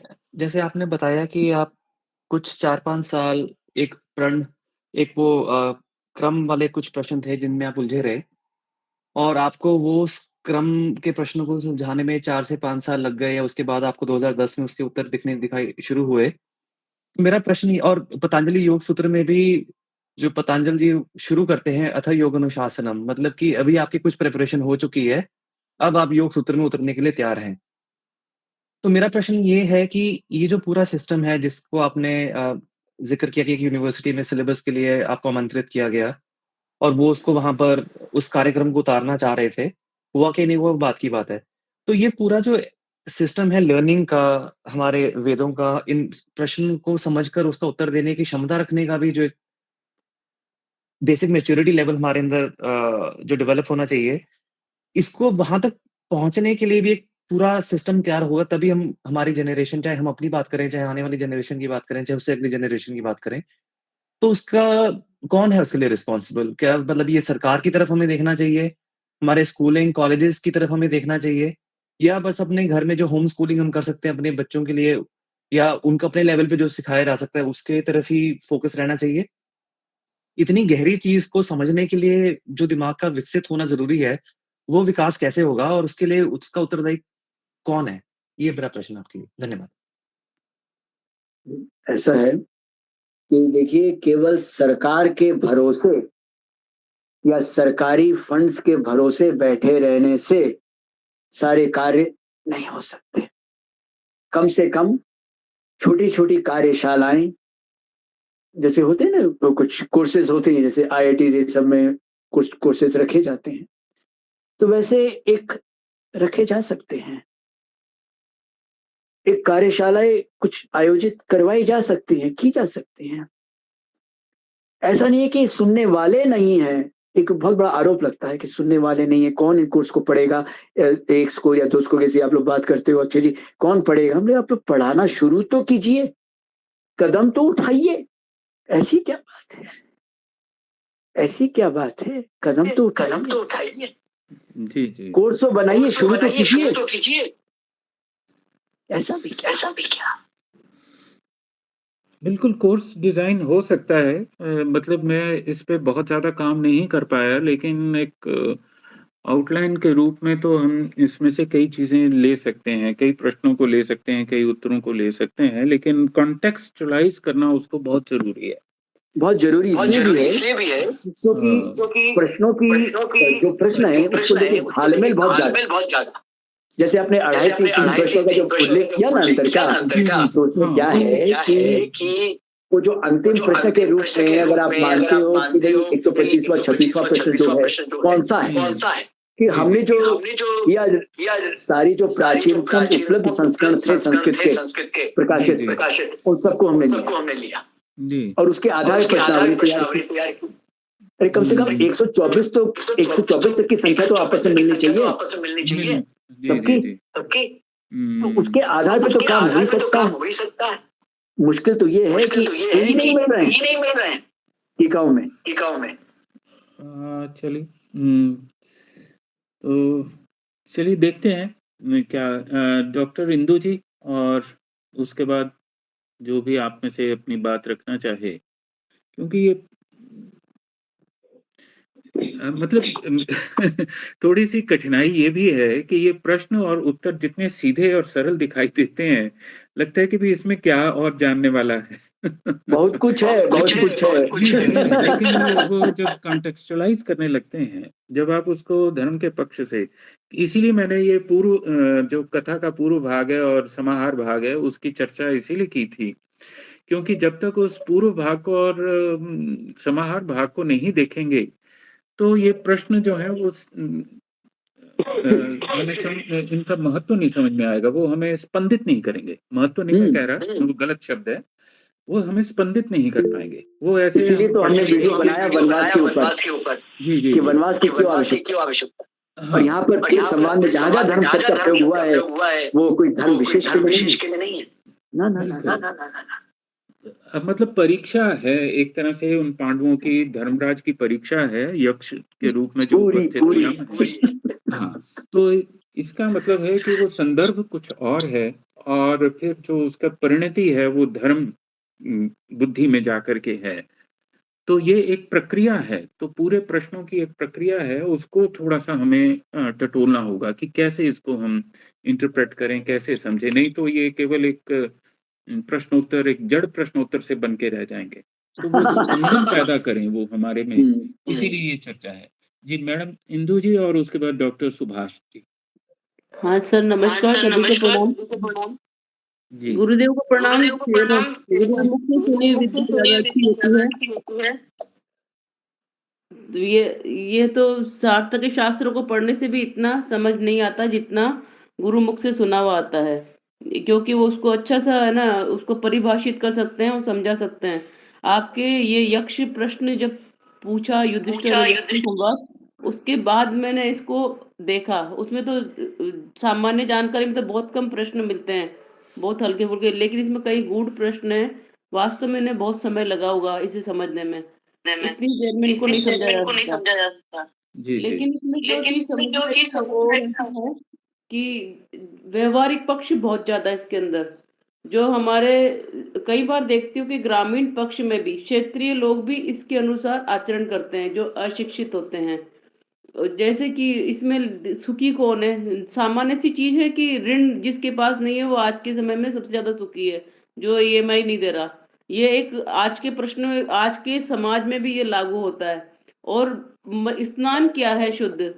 शुद्ध स्नान जिसके अपने मन के मैल धो दिए, वो शुद्ध स्नान है। ये कितनी बड़ी बात है कि आज हम अपने सब काम कर रहे हैं, जा रहे हैं, स्नान कर रहे हैं और गंगा को भी कर रहे हैं, जो अपने वहाँ अपने पाप छोड़ रहे हैं। लेकिन शुद्ध स्नान तो वास्तव में अपने मन को साफ करना ही है, अपने मन से अहंकार वगैरह निकालना है।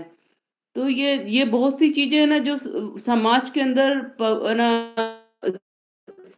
सबको समझने के लिए आवश्यक है।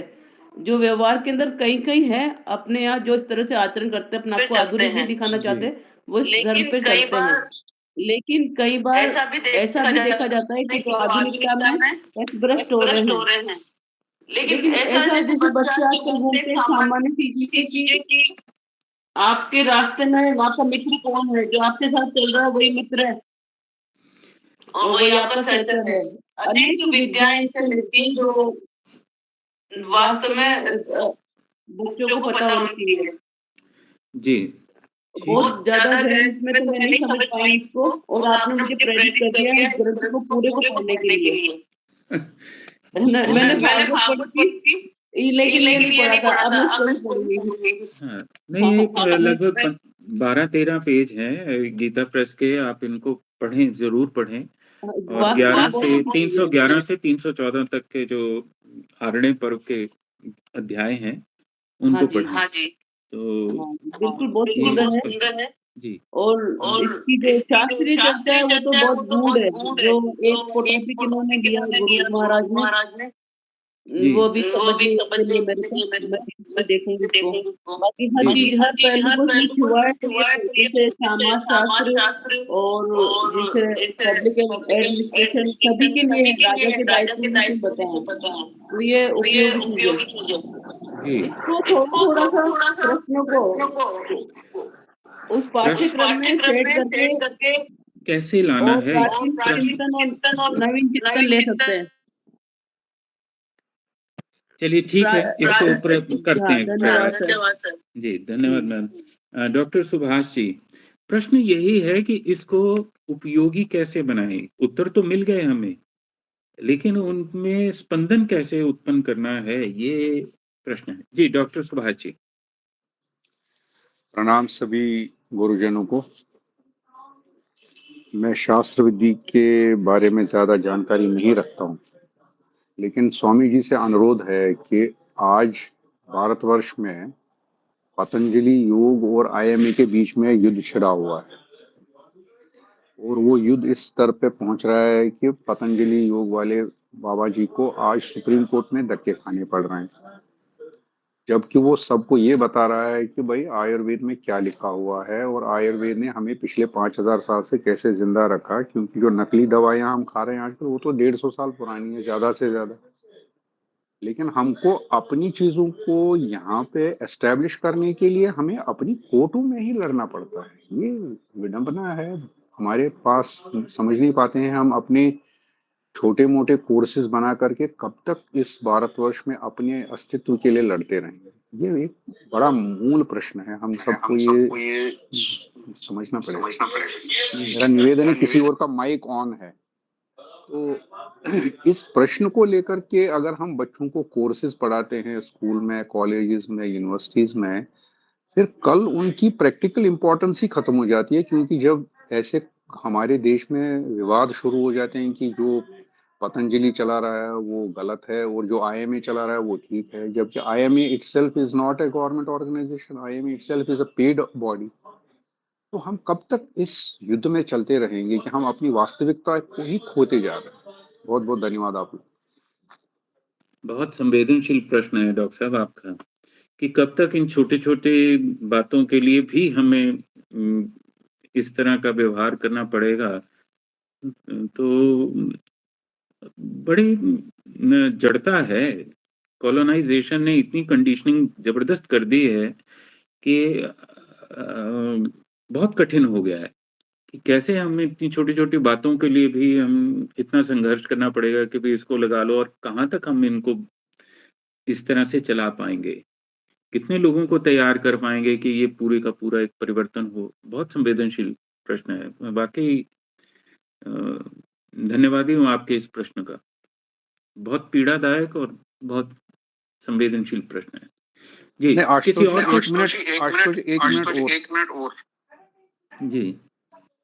आप सभी लोग इस चीज को एक बार एकदम सूक्ष्मता से देख लीजिए कि अगर बाबा रामदेव जी ने पूरा पतंजलि का प्रोडक्ट मार्केट में लाने के बाद इस चीज पे उसको आज सुप्रीम कोर्ट के धक्के खाने पड़ते हैं कि आपने एडवर्टीजमेंट में क्या लिखा और आपने एडवर्टीजमेंट में गलत कैसे किया, ये उससे कोई नहीं पूछता है कि तुमने क्या धक्के खाए हैं अपनी आयुर्वेदिक लैब को एस्टेब्लिश कराने में लिए। उसको तुमको सरकार ने कौन सा उसमें सपोर्ट किया जब तुम वहां पे आयुर्वेद के प्रोडक्ट बना रहे थे?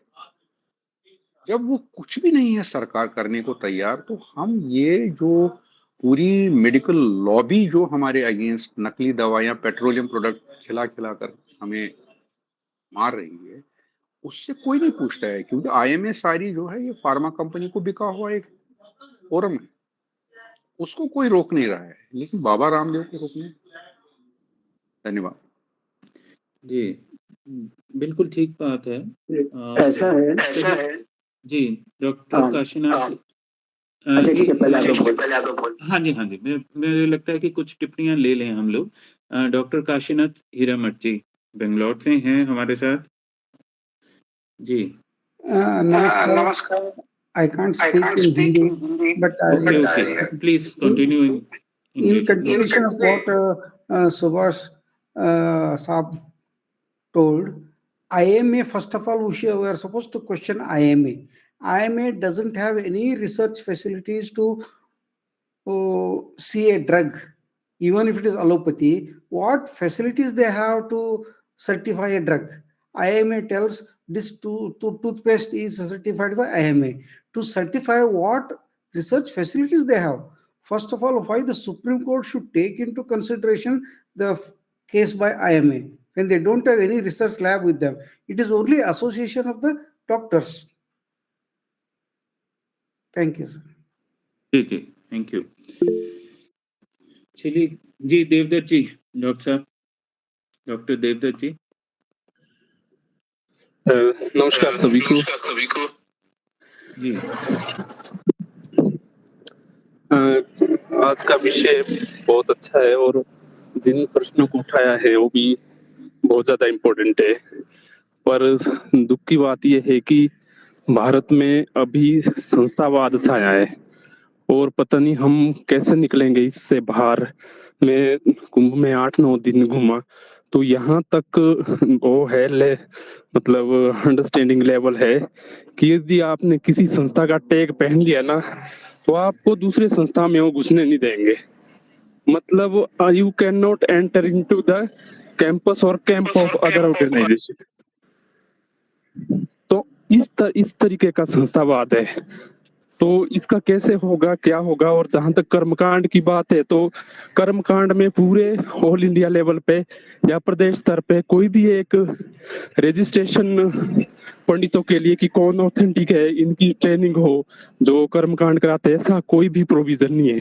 संस्थाओं की तरफ से भी नहीं है, चलो गवर्नमेंट की तरफ से ना भी नहीं हो तो इसकी तरफ हमें थोड़ा प्रयास करना पड़ेगा कि ये जो कर्मकांड करा रहे हैं इनकी रजिस्ट्रेशन और ट्रेनिंग हो, बेशक सरकार की तरफ से नहीं हो।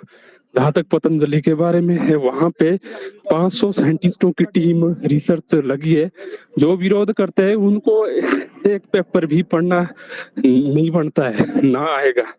तो इस तरह की बातें हैं कि अब ये हमारे से कुछ होगा इस लेवल पे कि ये संस्थावाद वाला ड्रामे से मुक्ति मिले किसी तरह, तो ऐसी हालात है। धन्यवाद। चलिए ये भी अपने ठीक है जी।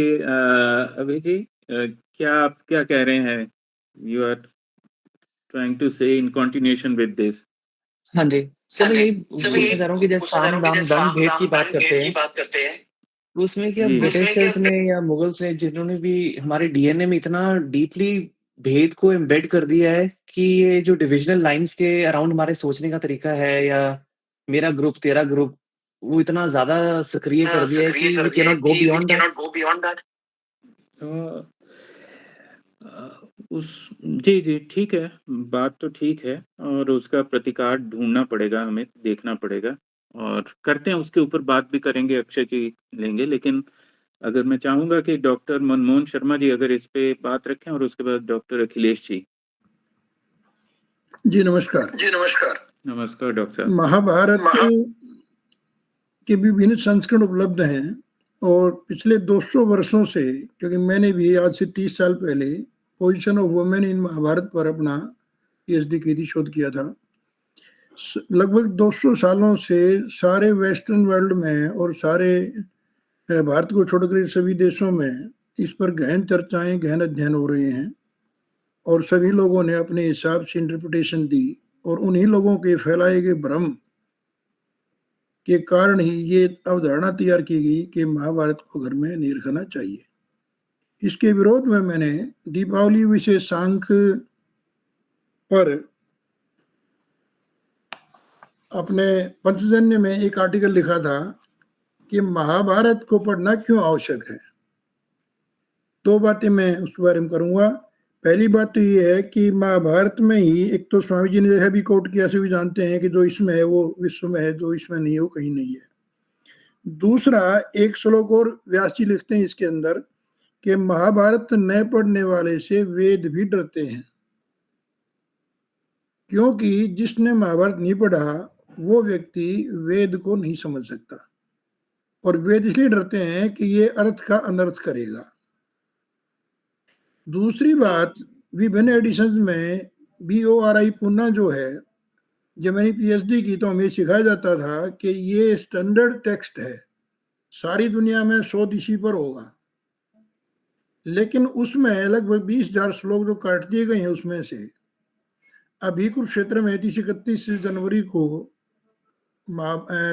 सरस्वती नदी पे अंतर्राष्ट्रीय सम्मेलन था, मेरा भी पेपर था उसमें, वहां वक्ताओं ने ये प्रश्न उठाया कि BORI पुन्ना का जो एडिशन है इसको फॉलो ना करें। इन्होंने जानबूझ करके जो है काफी श्लोक काट दिए हैं और कई श्लोकों की इंटरप्रिटेशन जो है वो दूसरी ढंग की है। इसके अतिरिक्त जो विदेशी एडिशन हैं या कमेंट्रीज हैं उन पर भी उन्होंने भी कई जगह महाभारत का अर्थ का अनर्थ कर दिया है। इसलिए मेरी सभी से ये प्रार्थना है कि अपने बच्चों को, अपने मित्रों को, सभी लोगों को महाभारत पढ़ने के लिए उत्साहित करें, और उसके बारे में जो संशय उत्पन्न होते हैं, चाहे यक्ष प्रश्न का है या विदुर नीति की बात है या शांति पर में, तो सारा कुछ है ही, सभी को मालूम है। 14,000 श्लोकों में लगभग सारा कुछ निचोड़ दे दिया गया है। इनको पढ़ने पर सभी संस्थाएं, सभी विद्वान प्रयास करें कि महाभारत को पढ़ने में लोगों की रुचि जगाई जाए और रामायण के पाठ की तरह से ही इसको भी पॉपुलर करने का प्रयास किया जाए। धन्यवाद जी, धन्यवाद डॉक्टर साहब। तो मुझे लगता है और किसी की कोई शायद टिप्पणी नहीं है, लेकिन मैं चाहूंगा कि अगर आप में से कोई अपनी बात रखे। प्रोफेसर रवि, डॉक्टर रवि शर्मा जी। जी सर। हाँ, नमस्कार जी, नमस्कार। स्वामी जी को प्रणाम और धन्यवाद सबको। लेकिन आप मुझे थोड़ा सा स्वामी जी ये बताएं कि वो 4 प्रश्नों का आपको कोई संक्षिप्त में उत्तर याद हो जिनमें आपने 4-5 वर्ष लगाए, तो वो हमारे साथ जरूर शेयर करें अगर आप कर सकें तो। वो यही है कि जो 2 वीडियो मैंने बनाए हैं उसमें आप सुन लीजिएगा, पूरा अच्छी तरह समझा दिया गया है। वो भी आपके YouTube चैनल में ही है, वैचारिकता वाली प्लेलिस्ट में है।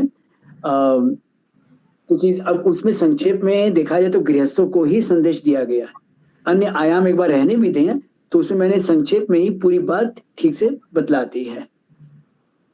ठीक है। और नॉलेज एक्वायर करने के बारे में कोई प्रोसेस डिस्क्राइब्ड है क्या? ये बिल्कुल है। अच्छा। ये है श्रवण मनन निधिध्यासन। और निधिध्यासन मतलब क्या, जिसको अपने इंग्लिश में, चलो एक शब्द का प्रयोग अपने कर लेते, सुना भी होगा सबने, contemplation. There is a difference between contemplation and meditation. मतलब उस विषय को लेकर आप इतने ज्यादा समाहित हो जाएं अंतर मन में, बाहर से सारी क्रियाएं कर रहे हैं और भी कर रहे हैं, पर अंदर ही अंदर उस प्रश्न का ही चल रहा है मामला कि इसको इसके क्या हो सकते हैं, क्यों नहीं हो सकते हैं, ये वो, मतलब पूर्व पक्ष उत्तर पक्ष आप स्वतः ही आपके अंदर में उठते बैठते रहते हैं। और ये जानिएगा, अगर आपका पूरा समष्टि प्रबंधन के साथ में उस प्रश्न का संबंध है तो उत्तर आपको उसके अनुसार मिलके रहेगा। उसी को निधिध्यासन बोलते हैं आप, या और डीपर है? उसी को लेकर, और उसमें अगर गलती, अगर समझे मन है कई रूप दिखा देता है, तो उसमें फिर वैसी प्रबंधन में संभावनाएं रहती हैं कि आपका सामना किसी ऐसे के साथ में होगा जो फिर आपको वो फिर आगे आपको बढ़ाते चला जाएगा। धन्यवाद। नमस्कार। डॉक्टर अखिलेश जी। मैं सभी विद्वान जनों को नमन करता हूं। आज की चर्चा बहुत महत्वपूर्ण है। 2 विषय पे मैं अपनी बात रखना चाहता हूं। एक तो ये कि जो जितने भी भारत में मतांतर हैं जो कि सनातन धर्म के अंतर्गत ही आते हैं। जैसा कि अभी एक साहब ने कहा था कि एक कैंप का टैग लगा लिया तो वो दूसरे में नहीं जाने दे रहे थे। तो जो महर्षि दयानंद ने कहा था कि वेदों की ओर लौटो, वेदों की ओर लौटो, उसी के तहत हम लोगों को आगे बढ़ना चाहिए, क्योंकि वेद ही परम प्रमाण हैं। सारे शास्त्र जो वेदादि ग्रंथ के बाद में लिखे गए, उनमें ये कहा गया है कि जो वेद कहता है वो ही परम प्रमाण है। तो वेद के ज्ञान को ही हमें सर्वोत्तम मानना चाहिए, और एक ग्रंथ वेद को मानते हुए सभी सनातन धर्मी उसका अवलोकन करें और उसके अनुसार ही चलें। तभी ये मत संप्रदाय और जितने भी आज नए नए मत संप्रदाय और बनते भी जा रहे हैं वो समाप्त हो सकते हैं। सरकार को भी चाहिए कि जो वेद विरुद्ध बात करे या वेद की मान्यताओं के विरुद्ध चले या वेद की निंदा करे वो दंडित होगा। तो ही इस देश में अध्यात्म की एकता आ सकती है। एक बात। दूसरी बात जो ये यक्ष संवाद है, वास्तव में महाभारत के माध्यम से उस समय के विद्वानों ने जो ज्ञान है उसके प्रसार करने का एक माध्यम बनाया है। वास्तव में ऐसा नहीं हुआ कि उसके 4 भाई मर गए हो युधिष्ठिर के, फिर युधिष्ठिर ने सारी बात कही हो और फिर वो जीवित हो गए हो, बल्कि उनके माध्यम से ये ज्ञान दिया गया हमें 124 या 126 जितने भी हैं, कि हमारे शास्त्र क्या कहते हैं उनको आप सरल शब्दों में समझ लो और चिंतन करो, उसी के अनुसार अपना जीवन भी निर्वाह करो।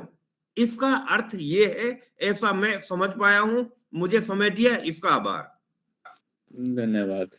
चलिए एक डॉक्टर रमेश वर्मा जी अगर इस विषय पे अपनी बात रखें तो अच्छा लगेगा, और फिर हम धीरे धीरे इस सारे विषय को जो है वो कंक्लूड करेंगे। विश्राम की ओर। नमस्कार आशुतोष जी, और खासतौर पे वक्ता भी, मैं वैसे थोड़ा लेट मैंने ज्वाइन किया था देरी से। सबसे पहले तो ये मैं आप सबका धन्यवाद देना चाहता हूँ कि आप लोगों ने इतना महत्वपूर्ण विषय उठाया। मुझे भी कई साल पहले कभी जब मेरे पास समय थोड़ा ज्यादा था अपने व्यस्तताओं के बावजूद, ये प्रोफेशनल ये पढ़ने को मौका मिला था, और हम सब उससे प्रभावित तो हैं ही, तभी आपने ये युधिष्ठिर रक्ष जो संवाद उठाया। पर बीच-बीच में मैं ये देख रहा था कि हम मुख्य टॉपिक से हट करके, वक्ता साहब ने भी, चाहे वो मेरे लिए बहुत ज़्यादा आदरणीय है, मगर हम भटकते रहे, और टिप्पणियों पर तो सर्टेनली, मगर वो टिप्पणियाँ इतनी महत्वपूर्ण है कि मैं भी उससे अपने आप को वंचित या रखने का हक नहीं समझता, उसमें डूबना भी चाहता हूँ। प्रश्न ये हो रहा है कि हम क्यों उलझ रहे हैं, क्यों हमारा सिस्टम ऐसा है। मेरा दृष्टिकोण बड़ा शायद तीखा भी लगे कुछ लोगों को।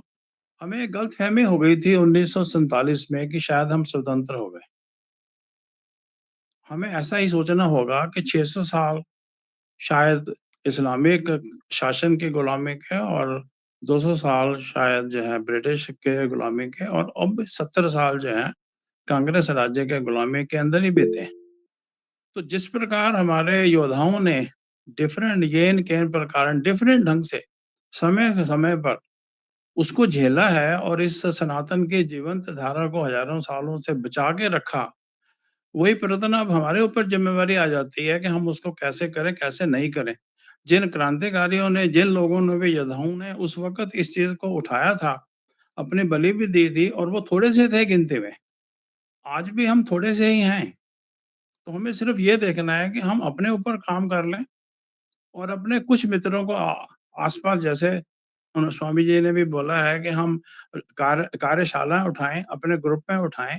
संभव हो कभी हमें मौका मिलता है, खास तौर पे सरकार हमें ये मौका देती है, जैसे इस वक्त थोड़ा मौका है भी, हम इन चीजों को पाठ्यक्रम में ले आए, डिस्कशन में ले आए, और कुछ नहीं तो कम से कम अपेंडिक्स के तौर पे तो ले आए, तो शायद अगले जनरेशन को पता तो चले हम क्या हैं, क्या थे, और क्या हम कर सकते हैं। दुर्भाग्यपूर्ण बात यह है कि हम जब अपने क्षेत्र में जाते हैं, यूनिवर्सिटीज की बात करूंगा, तो भी अक्सर हमें ये विरोध सुनने को मिलता है, ये तो भूतकाल की बातें हैं, इसमें कुछ नहीं रखा है, अभी आप वैज्ञानिक युग में आ गए हैं। हम ये बिल्कुल भूल जाते हैं कि इस वैज्ञानिक युग में आने के बाद हमें मिला क्या? इतनी समस्याएं हमें मिली हैं, ग्लोबल प्रॉब्लम्स हो गई हैं, हमें लोकल प्रॉब्लम भी हो गए हैं, टेररिज्म की प्रॉब्लम है, लॉस ऑफ एथिकल वैल्यूज हैं। कुछ मित्रों ने देखा होगा मेन ये न्यूज पर भी कितना गंद जो है यूट्यूबर्स हमारे ये डाल रहे हैं, हम उसको नहीं पा रहे। वो हमारा परिणाम है 70 साल की इस बटी हुई एजुकेशन सिस्टम ने, जिसमें हमें केवल एक मानसिक दिवालियापन मिला है क्योंकि सनातन से ही काट दिया गया। आपकी पूरी एजुकेशन में हमें कहीं दी नहीं गई और बायस पे बायस हमारे को देते रहे। हमें उससे फाइट तो करनी ही है, मगर चिंता क्या है कि परिणाम क्या होगा? जो जिस लेवल पर जितना भी कर्म कर सकता है उसको करना ही है। लेकिन युधिष्ठिर यक्ष संवाद मेरे लिए अति अति आदरणीय है, इसलिए भी मुझे इससे कोई मतलब नहीं फर्क पड़ता कि है क्या ये घटना घटी थी या नहीं घटी थी, मगर इसके माध्यम से वेद व्यास जी ने युधिष्ठिर के चरित्र को पीक पर पहुंचाया है। खास तौर पे जब वो भाइयों में से जीवित करने की बात करते हैं तो वो नकुल को या सहदेव को जीवित करने की बात करते हैं, भीम और अर्जुन को नहीं। यहाँ अगर के हमें लगता है कि वेद व्यास जी ने एक अद्भुत कार्य किया है, युधिष्ठिर को परम पीक पर पहुंचाया। यदि हम इनमें से कुछ चीजें भी अपने सर्कल में मित्रों के साथ इधर उधर डालें, जैसे मनमोहन शर्मा जी ने बहुत इंपॉर्टेंट चीज कही है कि ये एक जो भ्रांति हमारे अंदर डाल दी गई कि हमें महाभारत को पढ़ना ही नहीं चाहिए, इससे बड़ी मूर्खतापूर्ण बात और हमें अपनी ही जड़ों से काट देने वाला कार्य। हम इसका तो विरोध जहाँ होता है करते रहे, खुद हमारी जिंदगी में भी रहा है। तो इतना ही कह करके मैं समझ लूंगा क्योंकि समय मैंने ले लिया है। थोड़ा मुझे लगता है कि थोड़ा गुस्से में भी मैं बोल पाऊंगा क्योंकि पीड़ा तो हम सब में है। जी, जी, जी। नहीं, मैं सहमत हूँ आपकी बात से सर, बिल्कुल सहमत हूँ। तो चलिए डॉक्टर नरेंद्र दत्त जी और उसके बाद रविंदर जी और फिर हम इस चर्चा को वैसे हमारे साथ उसके बाद मैं चाहूँगा कि प्रोफेसर डॉक्टर बीवी के शास्त्री जी हमारे साथ जुड़े हैं, वो इस विषय के ऊपर ज़रूर थोड़ी-सी टिप्पणी अवश्य करें। ऐसा है कि जी, नरेंद्र जी। यक्ष युधिष्ठिर संवाद का वो अभी तो पाकिस्तान क्षेत्र में चला गया, श्री कटास राज हम में से काफी लोग जानते होंगे। और जहाँ से मेरा संबंध है यमुनानगर से, वहाँ से अभी वो जीवित हैं वरिष्ठ अपने शिव प्रताप बजाज जी। उनके पिताजी बख्शी अशर लाल जी ने इसका इनिशिएटिव लिया था और वो यात्रा प्रतिवर्ष जाती है, जहाँ पर ये यक्ष युधिष्ठिर संवाद का स्थान है। एक धरती माता के 2 नेत्र कहे गए, उसमें उनकी एक छोटी सी पुस्तक है, उसके अंदर कहा गया है कि एक श्री कटास राज है और एक श्री पुष्कर राज है, ऐसा करके उसमें वर्णन है। और वैसे अभी यहाँ दिल्ली से कुछ लोग गए थे चित्रकूट में, तो वो भी बता रहे थे कि ये स्थान भी यक्ष युधिष्ठिर संवाद के नाम से प्रसिद्ध है, वहाँ भी वो कुंड है। ऐसे ही वो कुंड अमर कुंड वहाँ पर है। तो मैं इसमें यही जोड़ना चाह रहा था कि भई ये स्थान जो है, जो घटनाएँ हैं जैसे कुरुक्षेत्र है, महाभारत से जुड़ा हुआ है, तो वो स्थान भी है कि यक्ष युधिष्ठिर संवाद कहाँ है। उपनिषद गंगा करके यूट्यूब पे बड़ा अच्छा जो है, उसमें भी कई अलग-अलग विषयों पर तो ज्ञान की बातें हैं, लेकिन यक्ष युधिष्ठिर संवाद जो है उसमें सुनने वाला है ज्ञान की दृष्टि से। और डॉक्टर कृष्ण चंद्र पांडे जी ने एक छोटी-सी पुस्तक भी लिखी हुई है यक्ष युधिष्ठिर संवाद के ऊपर और मुझे उस पुस्तक को पढ़ने का मौका मिला है। और वो अभी वर्तमान में यहाँ कैथल की यूनिवर्सिटी में अभी वो सीनियर प्रोफेसर हैं।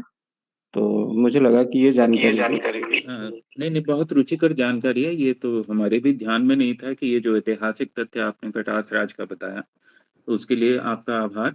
और रविंद्र कुमार जी अपनी बात कहें और उसके बाद शास्त्री जी और फिर हम इसका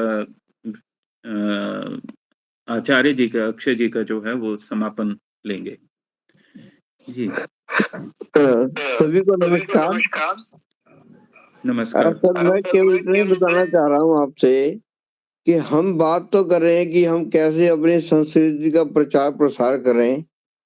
अभी पिछले सप्ताह का इसी सप्ताह ही कहूंगा, बल्कि बजट सेशन में एक मुद्दा आया था संविधान का, कि जिसमें सत्ता पक्ष की ओर से ये कहा गया कि जो संविधान प्रकाशित किया जा रहा है उसमें जो नंदलाल बोस और उसकी टीम द्वारा भारतीय संस्कृति को परिलक्षित करते हुए चित्र बनाए गए थे, वो जनसाधारण तक नहीं दिए गए, क्योंकि यदि आप बाजार में जाते हैं हम तो वो चित्र नहीं है।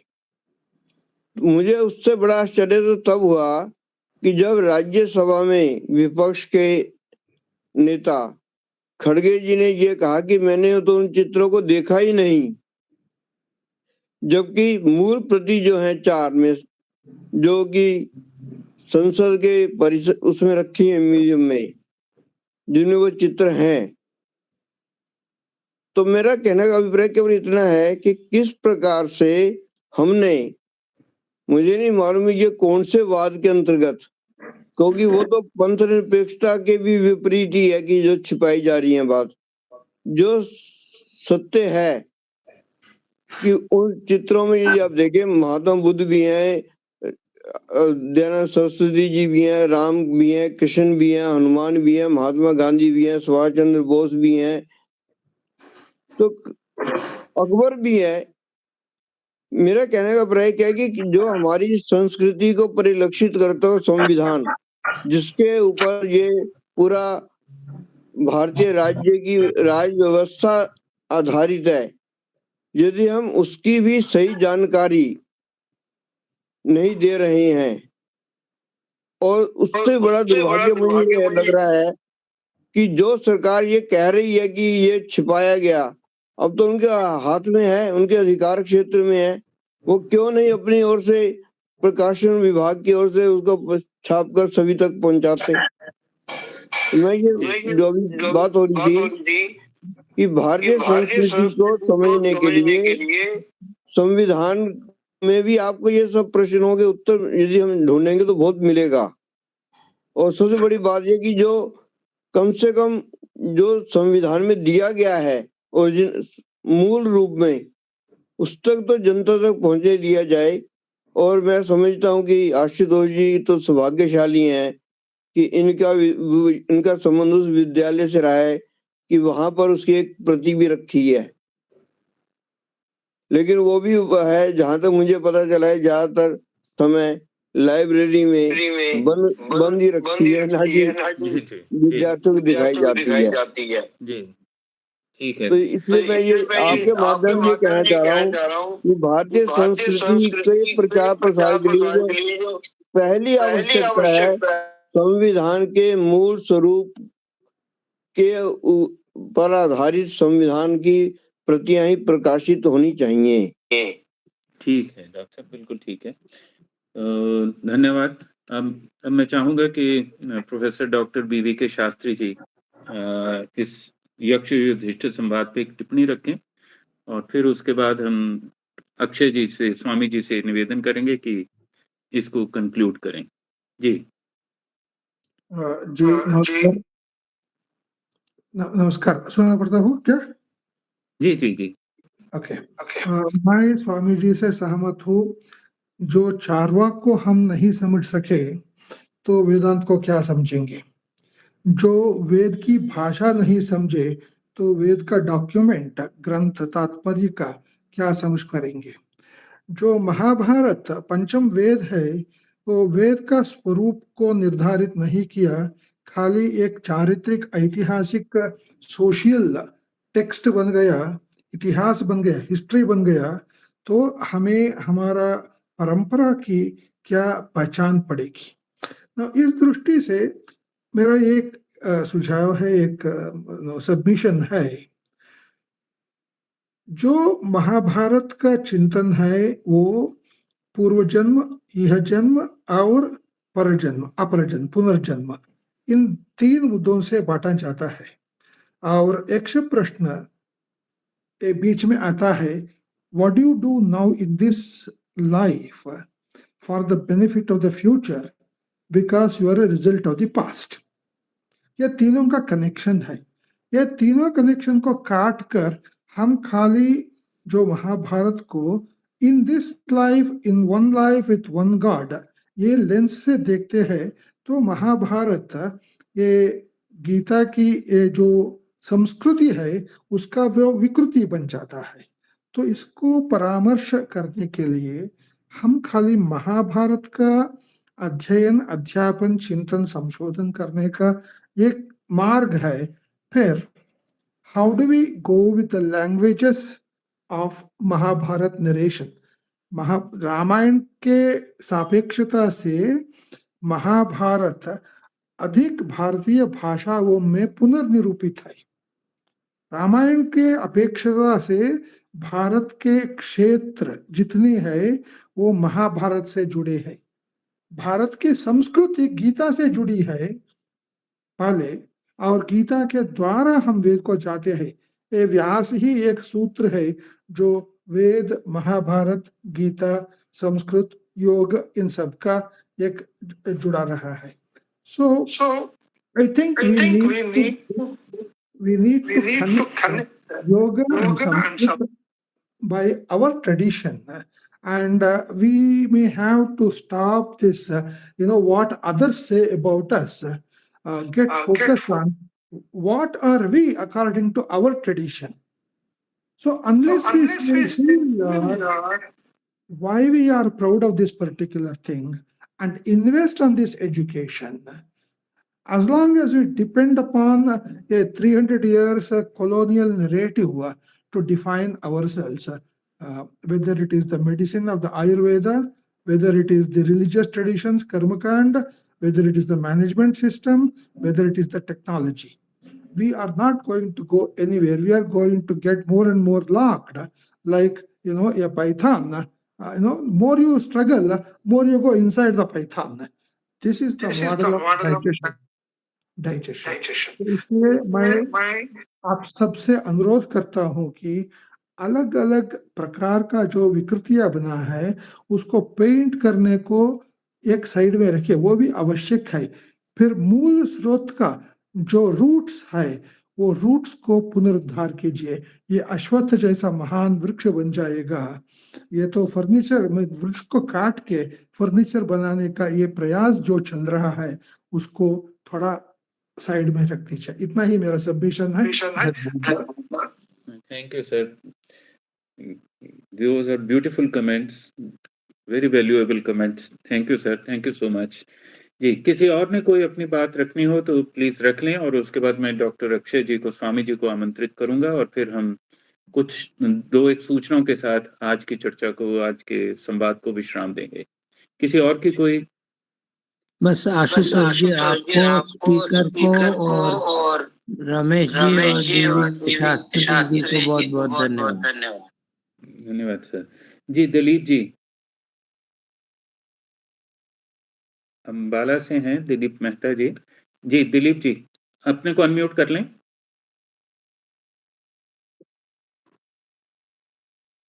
जी नमस्कार सर। नमस्कार सर, मैंने लेट ज्वाइन किया है, लेकिन जो काफी मैंने सुना है चीजों को।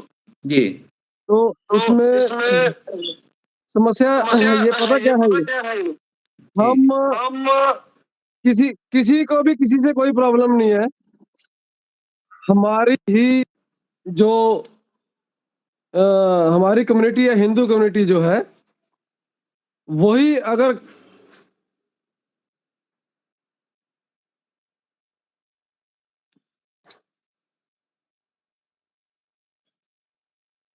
दिलीप जी आवाज नहीं आ रही, कट गई। मैं सर दोबारा कर रहा हूँ। जी जी, हाँ जी हाँ जी।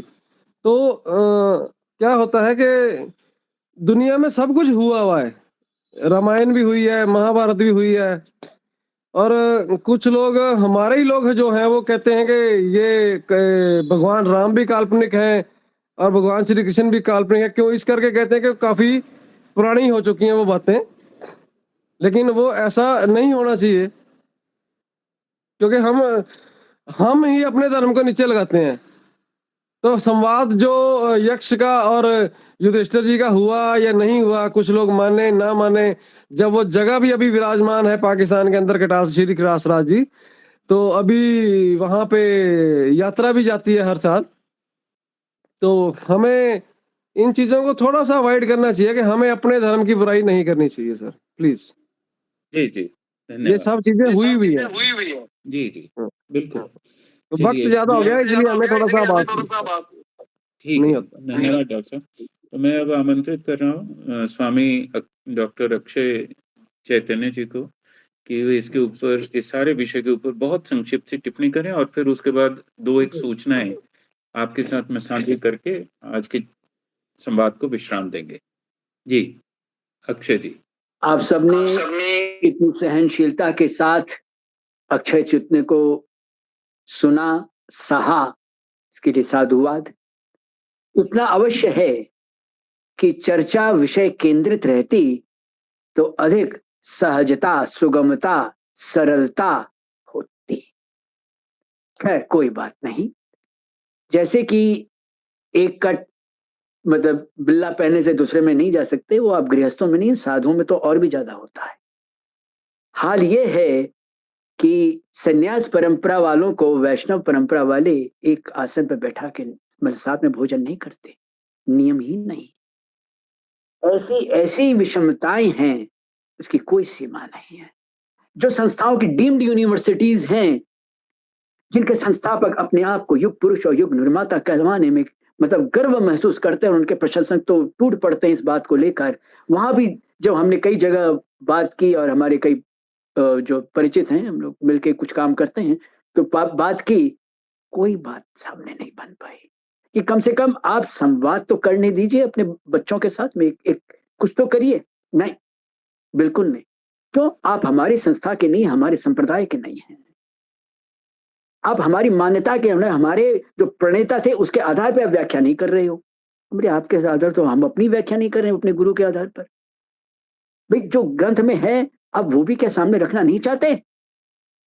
हाल ये है कि कोई भी हो, कोई कम नहीं है। और रही बात आवाज उठाने की, तो सब आप अपने अपने तरीके से सब आवाज उठा ही रहे हैं। पर हाँ, इतना जरूर है, most of us are selective and calculative in nature while raising our voices. America में बैठकर बांग्लादेश और पाकिस्तान याद रहता है, पर atrocities on the Hindus of America याद नहीं रहता। क्योंकि हम कुछ जुड़े हुए हैं कुछ कार्यक्रमों के साथ अमेरिका और यूएसए के, अमेरिका और यूके के साथ में, तो हमें पता है इस बात का। जगह जगह प्लेटफॉर्म से हमने ये मुद्दा उठाया है कि आप लोग इतना संकुचित दायरा क्यों रखते हो और बातें करते हो सनातन धर्म की और प्रचार प्रसार की। एक ढंग का पाठ्यक्रम तो आप अपने शिक्षण संस्थान में शुरू नहीं कर पाते, चला नहीं पाते।